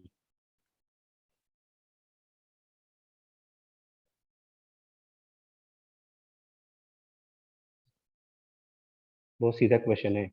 इंटेंसिटी दी हुई है, एमिट्स इतने फोटोन पर सेकंड दिया है, और स्टॉपिंग पोटेंशियल दिया है, वर्क फंक्शन निकालना है।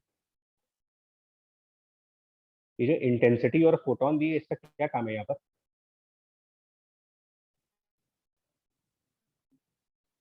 आपको उसका स्टॉपिंग पोटेंशियल दिया है, वर्क फंक्शन निकालना है, तो उस इंटेंसिटी और नंबर ऑफ फोटोन का क्या काम है वहां पर? समझ आया आपको?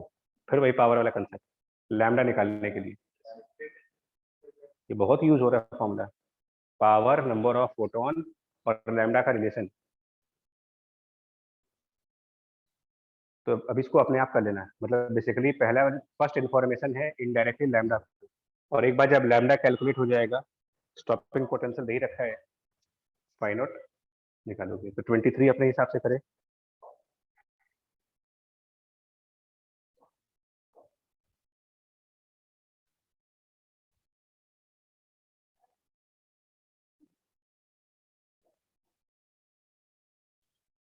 ट्वेंटी सेवन 27 बहुत अच्छा क्वेश्चन है, ये लगभग 5 बार आ चुका है टोटल मिला करके, एडवांस और मेंस मिला करके 5 बार आ चुका है 27।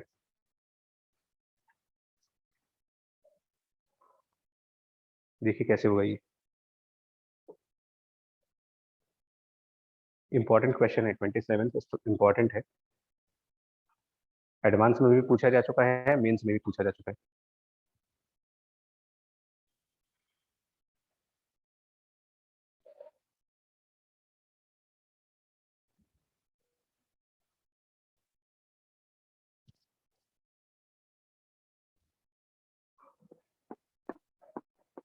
इसको ना हम हेडिंग वाइज कर रहे हैं, potential of the ball in photo electric effect.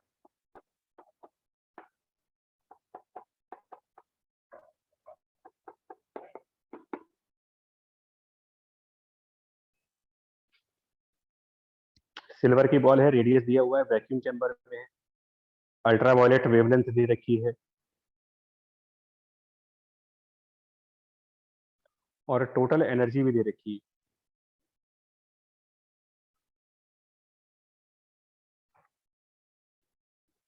Ji,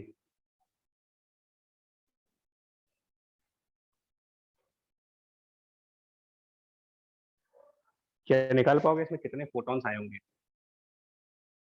total energy given है क्वेश्चन में, टोटल एनर्जी इतनी है और लैम्डा भी दिया हुआ है, तो क्या निकाल पाएंगे कितने फोटॉन्स आएंगे?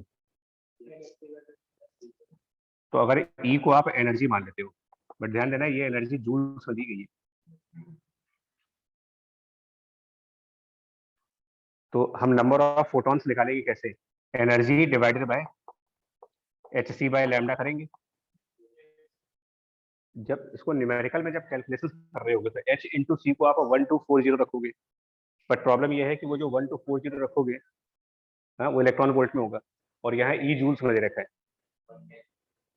तो या तो इलेक्ट्रॉन वोल्ट को जूल में कन्वर्ट किया जाए या जूल को इलेक्ट्रॉन वोल्ट में कन्वर्ट किया जाए। करेंगे इसको, ये आएगा number of photons. But question में एक और बात कही है, जितने नंबर ऑफ फोटॉन्स हैं उतने इलेक्ट्रॉन्स नहीं निकले। 10,000 में एक इलेक्ट्रॉन निकल रहा है, तो नंबर ऑफ इलेक्ट्रॉन्स कितने हुए फिर? ये चीज तो नंबर ऑफ फोटॉन्स है,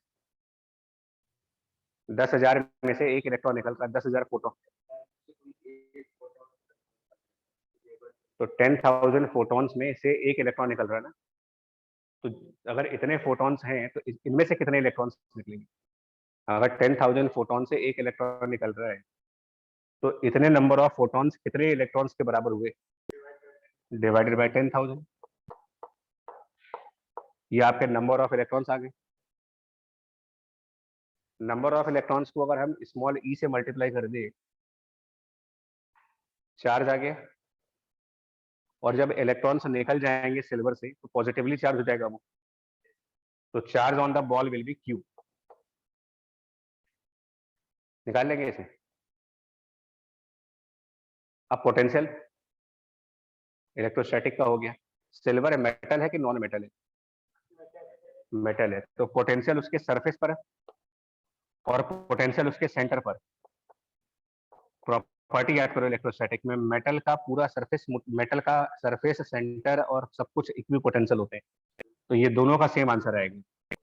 और इसका फॉर्मूला होता था के क्यू बाय कौन सा आर, रेडियस। मेटल्स के पोटेंशियल निकालते हैं तो नीचे रेडियस रखते हो आप, इससे कर लेंगे इसको इलेक्ट्रोस्टैटिक से।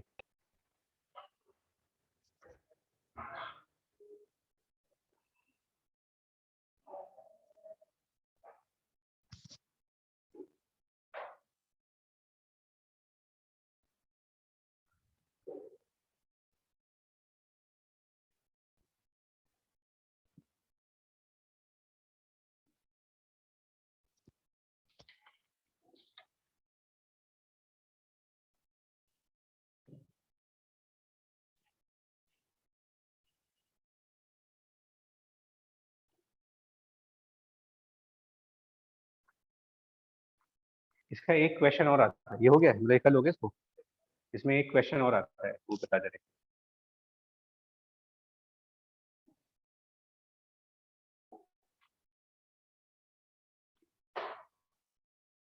इसमें एक क्वेश्चन ये देते हैं कि there is a silver ball, question is like silver की एक बॉल दे दी गई और उसके ऊपर फोटॉन से इंसिडेंट हो रहे हैं, photons of 4.7 electron volt energy, photons of 4.7 volt, 4.7 electron volt energy, ये इसके ऊपर डाले गए। Radius of silver ball given 10 centimetre की,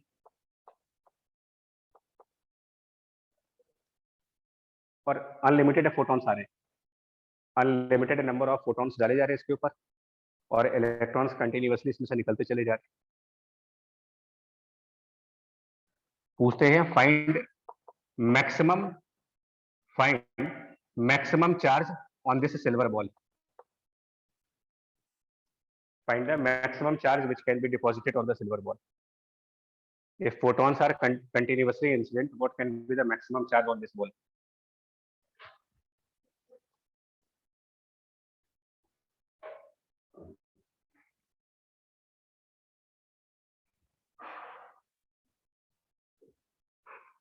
और क्वेश्चन में ये लिखा होता है कि जब हम इसमें से जो इलेक्ट्रॉन्स निकल रहे हैं उनको इमीडिएटली वहां से हटा दिया जा रहा है। जैसे जैसे इलेक्ट्रॉन निकल रहे हैं, तो वो जो इलेक्ट्रॉन्स निकले उनको बॉल के आसपास से हटा दीजिए। मतलब वहां बॉल के अगल बगल इलेक्ट्रॉन्स का भीड़ भीड़ नहीं इकट्ठी कर रही है। इलेक्ट्रॉन निकला उसको कहीं बाहर लेके चलेगी।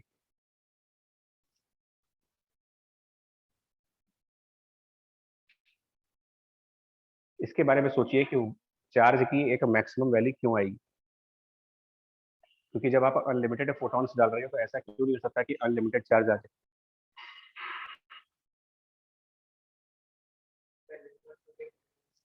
हाँ? हाँ, मतलब हम फोटॉन्स तो लगातार डाल रहे हैं भाई। ये थ्योरी बोलती है कि जब तक फोटोन डालोगे तब तक इलेक्ट्रॉन निकलेंगे, और अगर इलेक्ट्रॉन निकलेंगे तो इसके ऊपर पॉजिटिव चार्ज आते रहेगा, आता रहेगा, आता रहेगा। तो उसकी मैक्सिमम वैल्यू कैसे बनेगी? मतलब ऐसा क्या होगा कि एक टाइम के बाद चार्ज कांस्टेंट हो जाएंगे। देखिए, जब आप फोटॉन्स को कंटिन्यूअसली डालते चले जा रहे हो अनलिमिटेड फॉर्म में, और इससे कंटिन्यूअसली इलेक्ट्रॉन्स बाहर आते जा रहे हैं, तो जब कंटिन्यूअस एमिशन ऑफ इलेक्ट्रॉन होगी तो लगातार इस सिल्वर के ऊपर पॉजिटिव चार्ज बिल्डअप होता रहेगा। जैसे जैसे इलेक्ट्रॉन निकलते जाएंगे ये सिल्वर पॉजिटिवली चार्ज होते जाएगी। ये पॉजिटिवली चार्ज सिल्वर अपने अगल बगल पर, अपने सराउंडिंग स्पेस में radially outward electric field create करेगा। और ये जो रेडियल इलेक्ट्रिक फील्ड क्रिएट होगी सिल्वर के पॉजिटिवली चार्ज होने के बाद, वो इन इलेक्ट्रॉन्स को फिर रिटार्डेट करना स्टार्ट करेगी। समझ पाए? और अगर रिटार्डेशन इतना स्ट्रांग हो जाए कि हमारा फास्टेस्ट इलेक्ट्रॉन किसी फाइनाइट डिस्टेंस पे जाकर के रुक जाए, मतलब कि वो इलेक्ट्रिक फील्ड में कहीं स्टॉप कर जाए। देखिए भाई, इलेक्ट्रिक फील्ड, क्योंकि इलेक्ट्रिक फील्ड जहां तक है, अगर हमारा फास्टेस्ट इलेक्ट्रॉन इलेक्ट्रिक फील्ड की प्रेजेंस में कहीं पर रुक जाता है, जाकर कहीं पर स्टॉप हो जाता है, और जहां वो स्टॉप हुआ वहां इलेक्ट्रिक फील्ड है, तो वो इलेक्ट्रिक फील्ड उसको वापस कहाँ भेजेगी? वापस बॉल में भेज देगी। यानी कि इधर से इलेक्ट्रॉन निकले, कुछ देर तक ट्रेवल किए, फिर बॉल में वापस आ गए, तो अब चार्ज कांस्टेंट नहीं हो गया। और ये फिनोमेना ही तो स्टॉपिंग पोटेंशियल कह रहे हैं।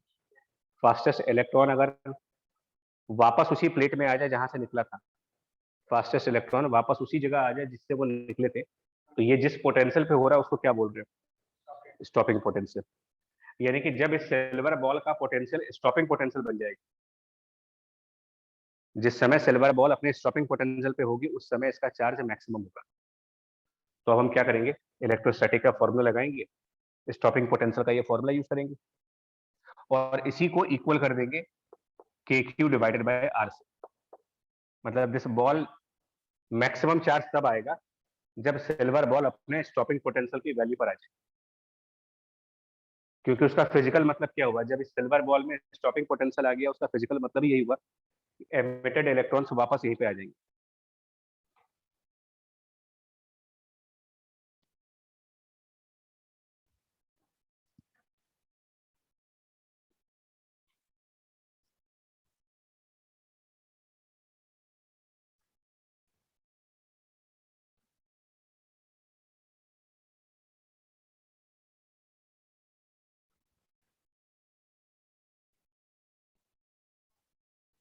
आया रीजन समझ में आया इसका? ठीक।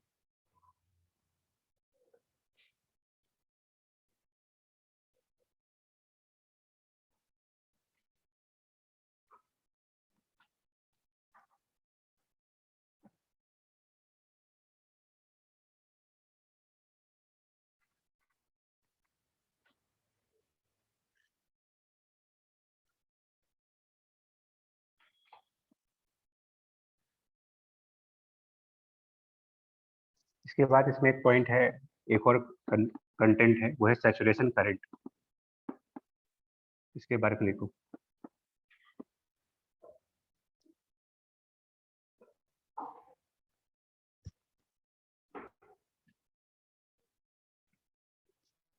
इसमें थ्योरी दूसरी है। इसमें क्या कह रहे हैं कि जो हमारी इलेक्ट्रॉन एमिट करने वाली प्लेट है, एमिटर, और एक कलेक्ट करने वाली प्लेट हो, एमिटर कलेक्टर।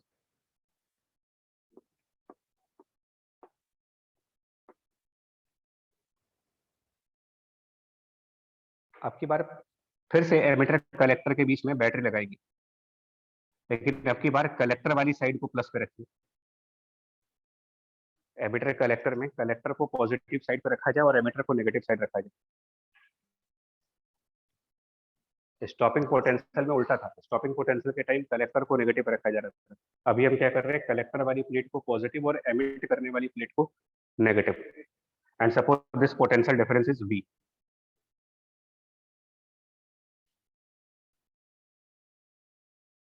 ठीक है, और हम यहाँ पर बीच में कहीं पर एक एमिटर भी इंट्रोड्यूस करेंगे, जस्ट इस वेरिफिकेशन के लिए कि करंट करंट कितनी आ रही है। यहाँ पर बीच में कोई एमिटर डाल,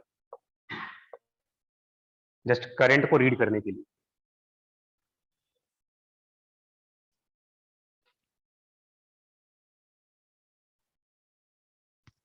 सबसे पहले बताइए, अगर हमारा V0 स्टार्ट करते हैं व्हेन V इज 0, मतलब एमिटर और कलेक्टर में पोटेंशियल डिफरेंस ही नहीं है, एमिटर कलेक्टर में कोई पोटेंशियल डिफरेंस नहीं है, लेकिन जो वेवलेंथ आप यूज कर रहे हो वो थ्रेशोल्ड से कम है, यानी कि यहाँ से इलेक्ट्रॉन्स का एमिशन होगा। क्या उस एमिटर में कोई करंट रिकॉर्ड होगी? कुछ करंट एमिटर में जाएगी। एमिटर कलेक्टर के बीच कोई पोटेंशियल डिफरेंस नहीं है, तो एक्सपेरिमेंट्स में करंट रिकॉर्ड हुआ है और एक्सपेरिमेंट में करंट की वैल्यू कुछ नॉन जीरो आई है। एक्सपेरिमेंट्स बात हो रही है, तो उसका उसका आर्ग्यूमेंट क्या दिया गया, मतलब इसमें कि जब बिना पोटेंशियल डिफरेंस के भी इस एमिटर में डिफ्लेक्शन आ रहा है, तो ये इस बात का प्रूफ है कि इन वायर्स में करंट फ्लो कर रही है। और जस्टिफिकेशन कैसे दिया गया उसका, कि जब आप इस पर लाइट डालोगे और इसमें से इलेक्ट्रॉन्स बाहर निकलेंगे, तो कुछ एक आध इलेक्ट्रॉन, 2-4 इलेक्ट्रॉन, 10-20 इलेक्ट्रॉन, कुछ इलेक्ट्रॉन्स जिनके पास बहुत ज्यादा एनर्जी होगी वो ट्रेवल करके और कलेक्टर वाली प्लेट में रिसीव हो जाएंगे, और जब कलेक्टर वाली प्लेट में रिसीव होंगे तो वहां से वो इलेक्ट्रॉन सर्कुलेट करके एमिटर से होते हुए, बैटरी से होते हुए, और वापस इस तरीके से आ जाएंगे, और उस वजह से कुछ करंट आ रही होगी। फिर जब एक्सपेरिमेंट किया गया कि पोटेंशियल डिफरेंस को नॉन जीरो कर दिया गया और इसको धीरे धीरे बढ़ाना स्टार्ट किया, नॉन जीरो पोटेंशियल डिफरेंस लेकर के इसको ग्रेजुअली बढ़ाना स्टार्ट किया, और फिर ये नोटिस किया कि करंट पहले तो इंक्रीज हुई, मतलब फर्स्ट इट इंक्रीजेस, बट एक सर्टेन टाइम के बाद कुछ कांस्टेंट वैल्यू बन गई है। इसको कैसे जस्टिफाई करोगे? दो बातें जस्टिफाई करनी है। एक तो ये कि बगैर पोटेंशियल डिफरेंस के जो करंट एमिटर में दिख रहा है वो क्यों है, तो उसका आंसर ये है कि बिना वोल्टेज के जो यहाँ पर करंट है वो इसलिए है कि कुछ इलेक्ट्रॉन्स जिनमें काइनेटिक एनर्जी ज्यादा रही हो, वो बगैर किसी पोटेंशियल डिफरेंस के ही एमिटर से कलेक्टर तक पहुंच जाएंगी, जिनमें एनर्जी ज्यादा होगी।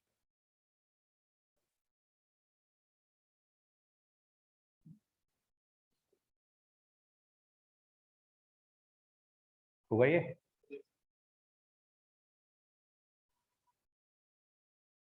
ये वैसा ही है कि अगर हमको पहली फ्लोर पे जाना हो बिना स्टेयर और लिफ्ट के तो कैसे जाएंगे?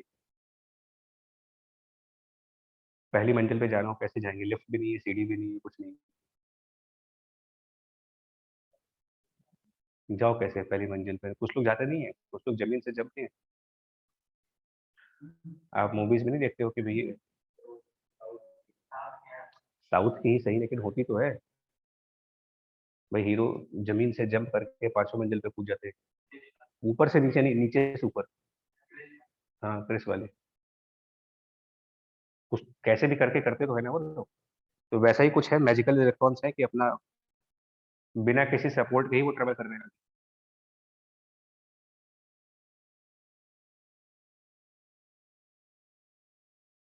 सिचुएशन को जरा ऐसे सोचिए ना कि मतलब 1000 लोगों की भीड़ है और पहली मंजिल पे जाना है बगैर सीढ़ियों के, तो कितने लोग जा पाएंगे इसमें?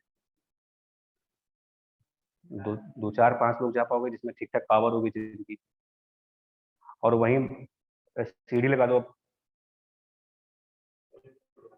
तो अब सब नहीं पहुंच जाएंगे। तो जब सीढ़ी मिल गई तो आपको पहुंचना आसान हो गया ना। वो सीढ़ी का काम यहाँ पर वोल्टेज कर रहे हैं। जैसे ही आपने वोल्टेज लगा दी है तो एक इलेक्ट्रिक फील्ड डाल दिया आपने यहाँ पर, और वो इलेक्ट्रिक फील्ड जैसे ही मिली वो सारे इलेक्ट्रॉन्स क्या होने लगे यहाँ से, एक्सेलरेट। जब सारे ही इलेक्ट्रॉन्स एक्सेलरेट कर जाएंगी तो जितने इलेक्ट्रॉन्स निकले थे वो सब के सब सामने वाली प्लेट पर पहुंच गए। और जब वो सारे इलेक्ट्रॉन सामने वाली प्लेट पर पहुंच गए उसके बाद तो करंट बढ़ेगा नहीं। वही रीजन यहाँ पर क्या बोले, करंट बिकम्स कांस्टेंट, और उसी का क्या नाम दे रहे हैं, सैचुरेशन करंट।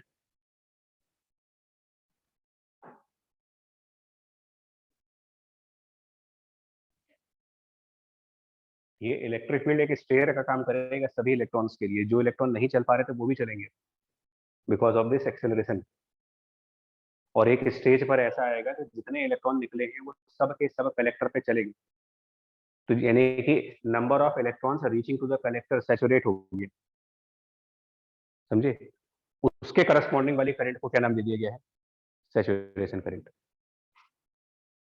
सैचुरेशन करंट की फिजिकल मतलब हुई कि जब जितने इलेक्ट्रॉन्स यहाँ से निकल रहे हैं वो जब सभी के सभी जितने भी इलेक्ट्रॉन्स यहाँ से निकले हैं जब वो सब के सब यहाँ पहुंच जाएगी, और उस समय जो करंट होगी उसे क्या नाम दे रहे हो, सैचुरेशन करंट। ये किस चीज पे डिपेंड करता है, नहीं, लगातार हम 6 से 7 प्रॉब्लम करा चुके हैं। 6 से 7 प्रॉब्लम में आपके नंबर ऑफ फोटोन का कैलकुलेशन हो रहा है। जरा नोटिस करके देखो, जितने भी न्यूमेरिकल्स में नंबर ऑफ फोटोन तुम कैलकुलेट कर रहे हो उन न्यूमेरिकल्स में दिया क्या है, पावर दी गई है, यानी इंटेंसिटी या पावर दिया गया है। तो अगर इंटेंसिटी और पावर दिया है और वेवलेंथ दिया है तभी तो आप ये निकाल पाओगे ना कि कितने फोटॉन्स आएंगे। और कितने फोटॉन्स आएंगे वही तो डिसाइड करेंगे कि कितने इलेक्ट्रॉन्स निकलेंगे। तो कितने नंबर ऑफ इलेक्ट्रॉन्स निकलने हैं इसका डिसीजन कितने फोटॉन्स आएंगे वो करेगा। और कितने फोटॉन्स आएंगे वो कौन डिसाइड करेगा, पावर और वेवलेंथ। तो अगर हमारा वेवलेंथ फिक्स कर दिया जाए, मतलब कि फॉर अ गिवन वेवलेंथ, यानी कि अब lambda can not be change, तो नंबर ऑफ इलेक्ट्रॉन्स यानी कि नंबर ऑफ फोटॉन्स क्या पावर के प्रपोर्शन में नहीं होंगे। भाई हमारा नंबर ऑफ फोटॉन्स का फॉर्मूला ये तो बन रहा था power divided by H by lambda. इसी को तो आप कह रहे थे कि नंबर ऑफ फोटॉन्स है, ये number of photons emitted per second है, तो वो पावर के डायरेक्ट प्रोपोर्शन में है। और इसका मतलब जो लाइट आप डाल रहे हो उसमें जितनी ज्यादा पावर होगी उतने ज्यादा फोटॉन्स इसके ऊपर आएंगे, और जितने ज्यादा फोटॉन्स इसके ऊपर आएंगे उतने ही ज्यादा इलेक्ट्रॉन्स भी निकलेंगे इसमें से। और जितने ज्यादा इलेक्ट्रॉन्स निकलेंगे सैचुरेशन करंट भी उतनी ही ज्यादा होगी। यानी कि saturation current, I saturation proportional to power, और यू कैन से इंटेंसिटी।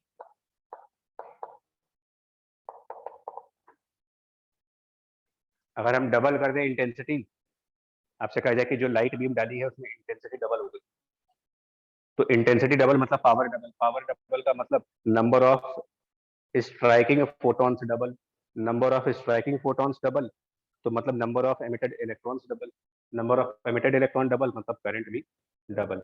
इस तरीके का है, प्रोपोर्शनल क्वांटिटी से।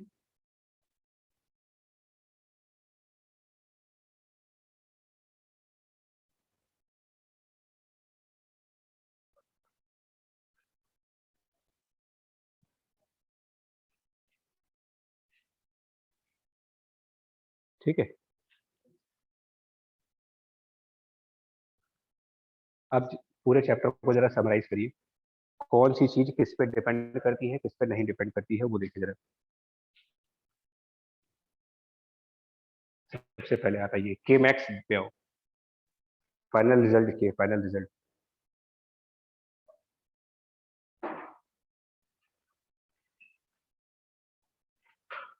ऐसे लिखो, पॉइंट वाइज लिखो, पहले इंटेंसिटी इफेक्ट। इंटेंसिटी इफेक्ट, सबसे पहले इंटेंसिटी इफेक्ट देखिए, intensity effect for a given frequency, intensity effect for a given frequency.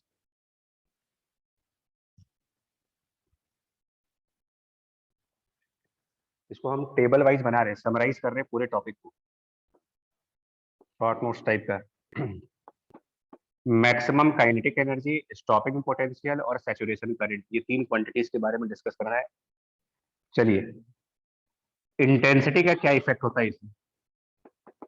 Intensity effect at a given frequency, बताओ। मतलब अगर फ्रीक्वेंसी को मेंटेन रखा जाए और इंटेंसिटी बढ़ाई जाए, फ्रीक्वेंसी को मेंटेन करके इंटेंसिटी बढ़ाए, क्या फर्क पड़ेगा के मैक्स पर, क्या फर्क पड़ेगा वीएस पर, और क्या फर्क पड़ेगा आईएस के ऊपर? तो K max is H F minus phi naught. इसमें नंबर ऑफ फोटोन का तो कोई काम है नहीं, इसमें सिर्फ किस चीज का काम है? तो आप बोलोगे नो, नो इफेक्ट, कोई इफेक्ट नहीं पड़ेगा के मैक्स पर। स्टॉपिंग पोटेंशियल वो भी ऐसे ही था, H F minus phi naught divided by E था, नो इफेक्ट। सैचुरेशन पे वो तो अभी भी जस्ट लिखा प्रोपोर्शनल है, तो प्रोपोर्शनली चेंज होगा ये।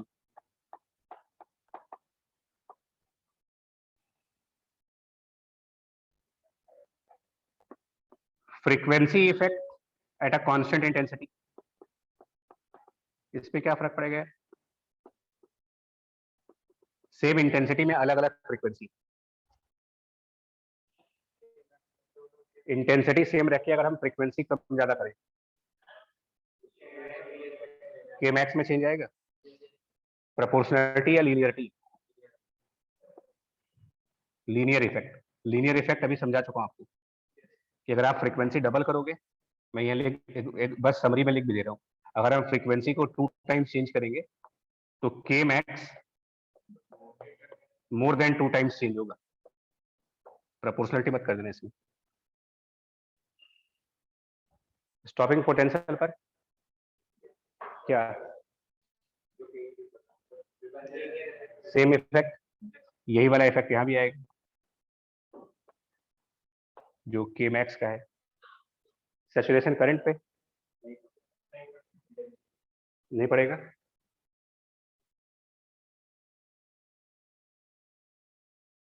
नहीं पड़ेगा। ऑब्जेक्टिव 1 का चौथा क्वेश्चन जरा दोबारा पढ़ लो। ऑब्जेक्टिव 1 का चौथा क्वेश्चन, रेड और ब्लू बल्ब हैं, सेम पावर के हैं, फिर भी आप नंबर ऑफ फोटॉन्स अलग क्यों बोल रहे हो? वो ऑब्जेक्टिव में कुछ कह रहे हो, सब्जेक्टिव में कुछ और कह रहे हो। ऑब्जेक्टिव 1 का 4th क्वेश्चन इसी बात को लेकर के तो है कि 2 बल्ब अगर जिनकी पावर सेम है, बट एक रेड कलर की लाइट दे रहा है, एक ब्लू कलर की लाइट दे रहा है, पावर सेम मतलब इंटेंसिटी सेम, तो रेड और ब्लू में फ्रीक्वेंसी का ही तो डिफरेंस है, तो क्या उनके नंबर ऑफ फोटॉन सेम आएंगे? फिर नंबर ऑफ फोटॉन सेम नहीं आएंगे तो नंबर ऑफ इलेक्ट्रॉन्स भी सेम नहीं आएंगे, तो आई सैचुरेशन विल चेंज। अब कैसे चेंज होगा ये नहीं मालूम, मतलब एक्चुअली कोई मैथमेटिकल रिलेशन नहीं है, पर चेंज होगा।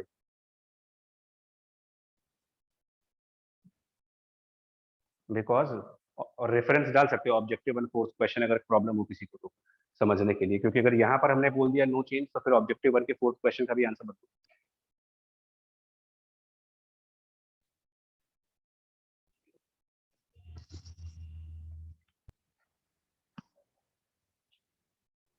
आई बात समझ नहीं आली?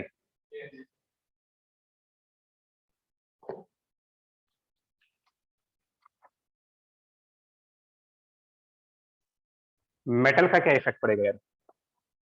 इफेक्ट ऑफ मेटल, अगर आप मेटल ही बदल दें और इंटेंसिटी और फ्रीक्वेंसी सब सेम रखें, इंटेंसिटी एंड फ्रीक्वेंसी को सेम रखें और मेटल्स चेंज कर दें आप, यानी इनडायरेक्टली क्या बदलने जा रहे हैं? फाई नॉट, फाई नॉट बदल दो, बिकॉज फाई नॉट मेटल की प्रॉपर्टी है, तो इससे क्या क्या चीजें बदलेंगी? के मैक्स चेंज होगा, और चेंज किस तरीके से होगा? अगर आप फाई नॉट की कम वैल्यू लाते हो तो ज्यादा आएगी, ये भी चेंज होगा, स्टॉपिंग पोटेंशियल भी चेंज होगा। सैचुरेशन करंट का मेटल से कोई लेना देना है? मेटल किस कौन सी क्वालिटी का यूज किया, क्या उससे सैचुरेशन करंट का कोई लेना देना है?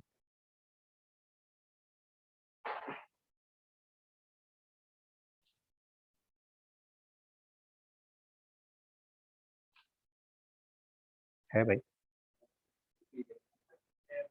देखिए नंबर ऑफ इंसिडेंट फोटॉन्स का लेना देना नहीं है, लेकिन उससे कितने इलेक्ट्रॉन निकलेंगे वो तो मेटल की कैरेक्टरिस्टिक प्रॉपर्टी है। इमेजिन करिए एक मेटल जिसका वर्क फंक्शन है ही नहीं, जीरो है, फिर तो उसमें तो सारे इलेक्ट्रॉन निकल जाएंगे। तो इसका मतलब ये भी डिपेंड करेगा, बट क्योंकि कोई मैथमेटिकल इक्वेशन नहीं है इससे ये नहीं बता पाओगे कि मतलब कितने रेशियो से बढ़ेगा। लॉजिकली समझ में आ रहा है कि यार मेटल डिफरेंट यूज कर लेंगे तो ज्यादा इलेक्ट्रॉन्स निकल सकते हैं, कम इलेक्ट्रॉन्स निकल सकते हैं, बट कोई इक्वेशन है नहीं हमारे पास सामने, तो वो बताना थोड़ा टफ काम है।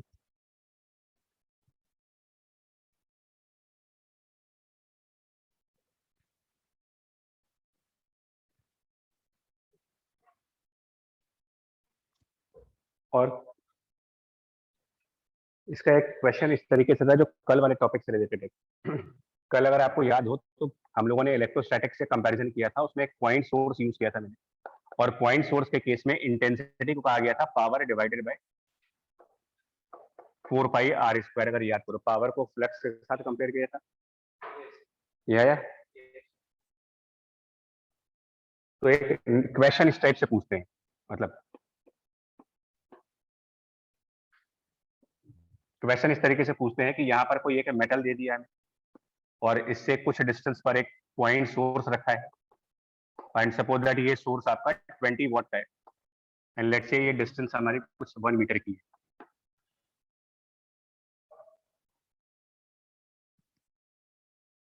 ठीक है, अब ये जो टेबल बनी है इस टेबल को इनडायरेक्ट तरीके से पूछा जाएगा।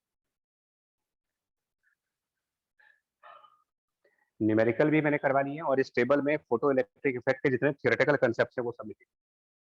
अब देखो एक सोर्स है, उससे 1 मीटर डिस्टेंस पर मेटल है, मेटल से जो इलेक्ट्रॉन्स निकल रहे हैं उनके बारे में आपसे कहा गया कि इनकी maximum kinetic energy suppose 5 electron volt है, और saturation current suppose that 6 micro ampere है, ये गिवन है। द क्वेश्चन ये है, if same source is at 2 metre distance, जो सोर्स हमने 1 मीटर पर रखा था अगर इसको 2 मीटर पर रखते, व्हाट विल बी के max and what will be the saturation current. Source का डिस्टेंस बढ़ाओगे तो क्या हो जाएगा, सैचुरेशन करंट और के मैक्स पर क्या फर्क पड़ेगा। तो कौन सा इफेक्ट इसमें से लग रहा है यहाँ पर, सोर्स की डिस्टेंस बढ़ाने का मतलब इनडायरेक्टली कौन सा effect use, intensity effect, because source का डिस्टेंस बढ़ाया तो उससे इंटेंसिटी रिलेटेड है, यानी दिस इज इंटेंसिटी इफेक्ट। अब बताइए क्या आंसर आएगा, के मैक्स में कोई फर्क नहीं आएगा, सैचुरेशन स्टॉपिंग पोटेंशियल में कोई फर्क नहीं आएगा, लेकिन डिस्टेंस को डबल करने से r² का टर्म है यहाँ पर, डिस्टेंस डबल करना मतलब इंटेंसिटी 1/4 हो गई, और प्रोपोर्शनल में है सैचुरेशन करंट, यानी कि जो आंसर लिखोगे वो ये लिखोगे कि के मैक्स अभी भी 5 इलेक्ट्रॉन वोल्ट होगा, और सैचुरेशन करंट, ये इसी टेबल के रेफरेंस पर आंसर देना पड़ेगा, सैचुरेशन करंट जो 6 थी वो 6/4 हो गई। ये इनडायरेक्टली पूछने का तरीका है।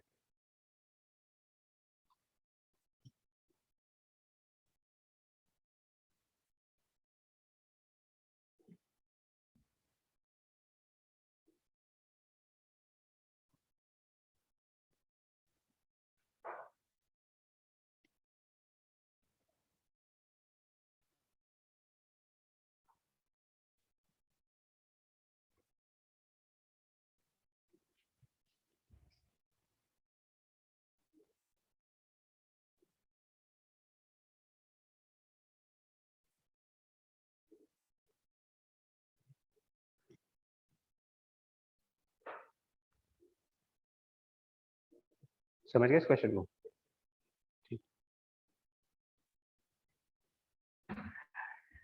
मतलब होता है ना, साफ साफ नहीं बोलते, जैसे यहीं पे कह देते हैं कि source 20 what source of red colour is now replaced by 20 what blue colour, समझ जाओगे किस तरफ, मतलब इनमें से कोई एक इफेक्ट काम कर रहा होगा और उसके हिसाब से जो रिजल्ट है वो लिख देंगे। एक और पॉइंट होता है इसमें, वो लिखिए, टाइम लैग। टाइम लैग ये वो पॉइंट था जिसमें क्लासिकल थ्योरी और जो फोटोन थ्योरी था उनमें लड़ाई हुई थी। टाइम लैग का मतलब ये है कि जब आप लाइट डालोगे तो उसके कितने देर बाद इलेक्ट्रॉन्स निकलेंगे। जैसे लाइट डाली तो उसके कितने सेकंड्स के बाद इलेक्ट्रॉन निकलेंगे,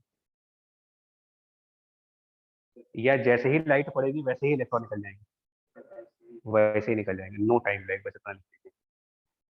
इंसिडेंस ऑफ फोटोन और emission of electron simultaneous, there is no time lag.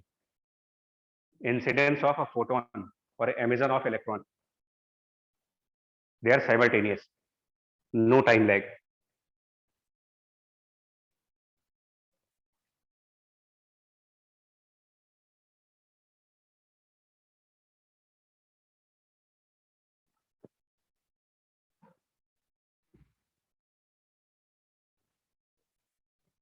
And finally कुछ लास्ट में ग्राफ कंप्लीट कर लो तो ये टॉपिक कंप्लीट हो गया है। लाइक ग्राफ पूछते हैं बिटवीन फ्रीक्वेंसी एंड के मैक्स, इजिली प्लॉट किया जा सकता है। के max frequency graph linear equation है, तो ये एक स्ट्रेट लाइन ग्राफ होगा starting with the threshold frequency, क्योंकि उसके आगे ही होगा ये, और थ्रेशोल्ड फ्रीक्वेंसी पर के मैक्स 0 होगा, और उसके बाद इसको लीनियरली नीचे दिखाते हैं। और एक्चुअली ये इंटरसेप्ट आपका -φ0 है। स्लोप क्या होगी इस लाइन की, एच। इजिली है, मतलब ये इससे निकाल सकते हो y equals to mx minus c वाली इक्वेशन से।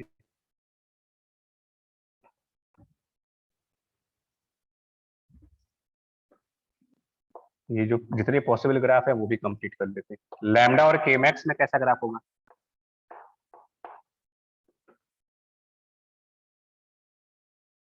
तो ये जो के मैक्स है H F minus five naught, इसको लिख सकते हैं H C by lambda minus five naught. तो लैम्डा के साथ इसकी inverse linear equation, inverse equation मतलब हाइपरबोलिक टाइप।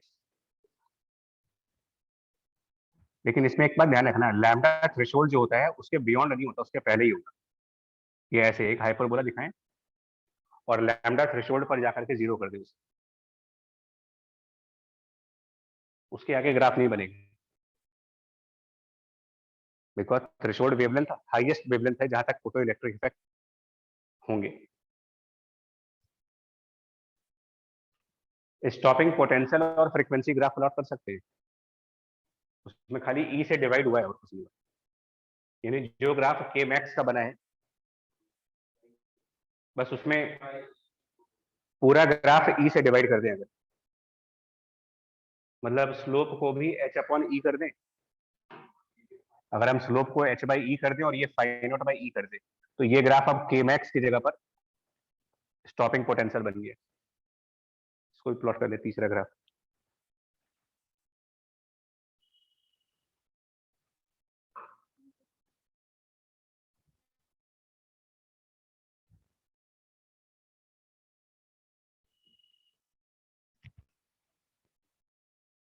और एक ग्राफ इसमें ऐसे होता है, जो एक्सपेरिमेंटल एक ग्राफ होता है बिटवीन आई और वी, और ये ग्राफ कुछ इस तरीके से बन के तुमने देखे होंगे, कुछ ऐसे ग्राफ जिसको बोलते हैं करंट वोल्टेज कैरेक्टरिस्टिक टाइप की चीज। जहां पर ये कांस्टेंट करंट आ रहा है, ये क्या डिफाइन कर रहा है, सैचुरेशन करंट, आई सैचुरेशन। ये किसके ऊपर डिपेंडेंट क्वांटिटी है, इस टेबल में सब है। और जहां पर जीरो करंट दिखा रही है, ये जिस वोल्टेज के करस्पॉन्डिंग जीरो करंट दिखाते हैं, ये स्टॉपिंग पोटेंशियल है।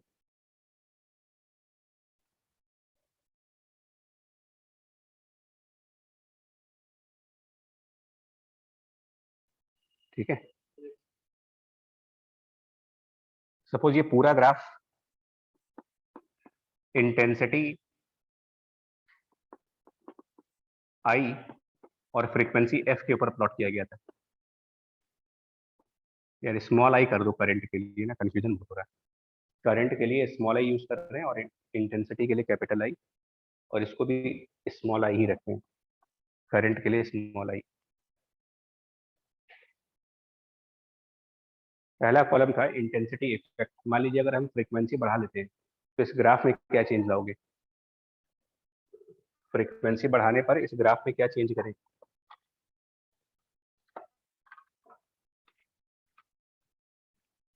वो टेबल पढ़ के देख लो ना। Sorry, intensity effect. अगर हम फ्रीक्वेंसी ना चेंज करें और इंटेंसिटी बढ़ा दें, सेम फ्रीक्वेंसी पर ज्यादा इंटेंसिटी, तो स्टॉपिंग पोटेंशियल में फर्क तो आएगा, सैचुरेशन बढ़ जाएगा। तो ग्राफ स्टार्ट यहीं से होगा बट सैचुरेशन ऊपर जाएगी। अगर हम ये उसी फ्रीक्वेंसी एफ पर प्लॉट करें जिस फ्रीक्वेंसी पर पहले वाला ग्राफ था, बट इसमें इंटेंसिटी बढ़ा दी गई, मतलब अगर ये इंटेंसिटी आई डैश है तो intensity I dash is more then previous intensity. Intensity बढ़ाने पर ग्राफ में क्या चेंजेस आएंगे वो ध्यान रखिएगा, स्टॉपिंग पोटेंशियल वही रहना चाहिए। मतलब ये सब आपके इस टेबल से मैच करे।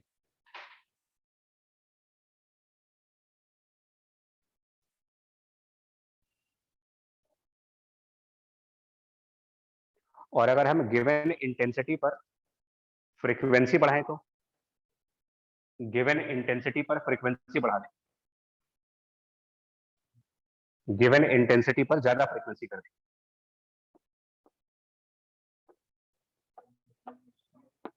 मतलब पहले वाला ग्राफ मान लीजिए इस तरीके से बना हुआ है, ये ग्राफ बना है at intensity I and frequency F. उसी इंटेंसिटी पर और फ्रीक्वेंसी अगर मान लीजिए हम बढ़ा लेते हैं, अब बताओ क्या फर्क पड़ेगा? सेकेंड इफेक्ट,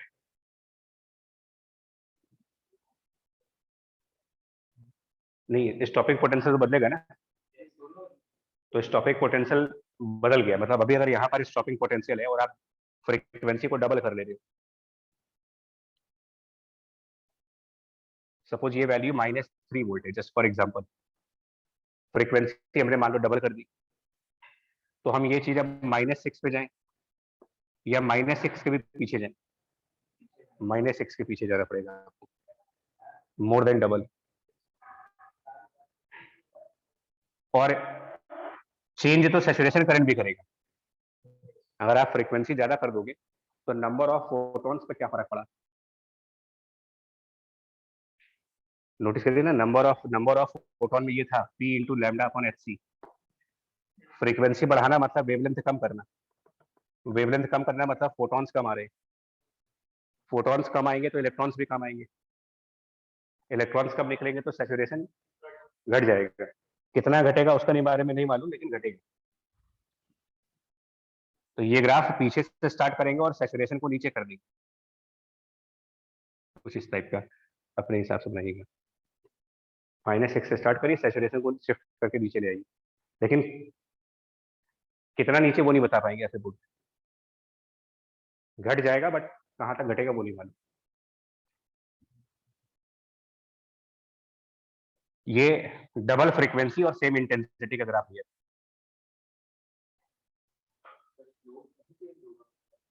ये रैंडम ग्राफ है यार, स्लोप नहीं। ये देखिए ऑब्जेक्टिव में ऑप्शंस बस होंगे, उनके हिसाब से चूज करना है। न्यूमेरिकल, ग्राफिकल, थियोरेटिकल सब हो गया, अब कुछ नहीं बचा इसमें।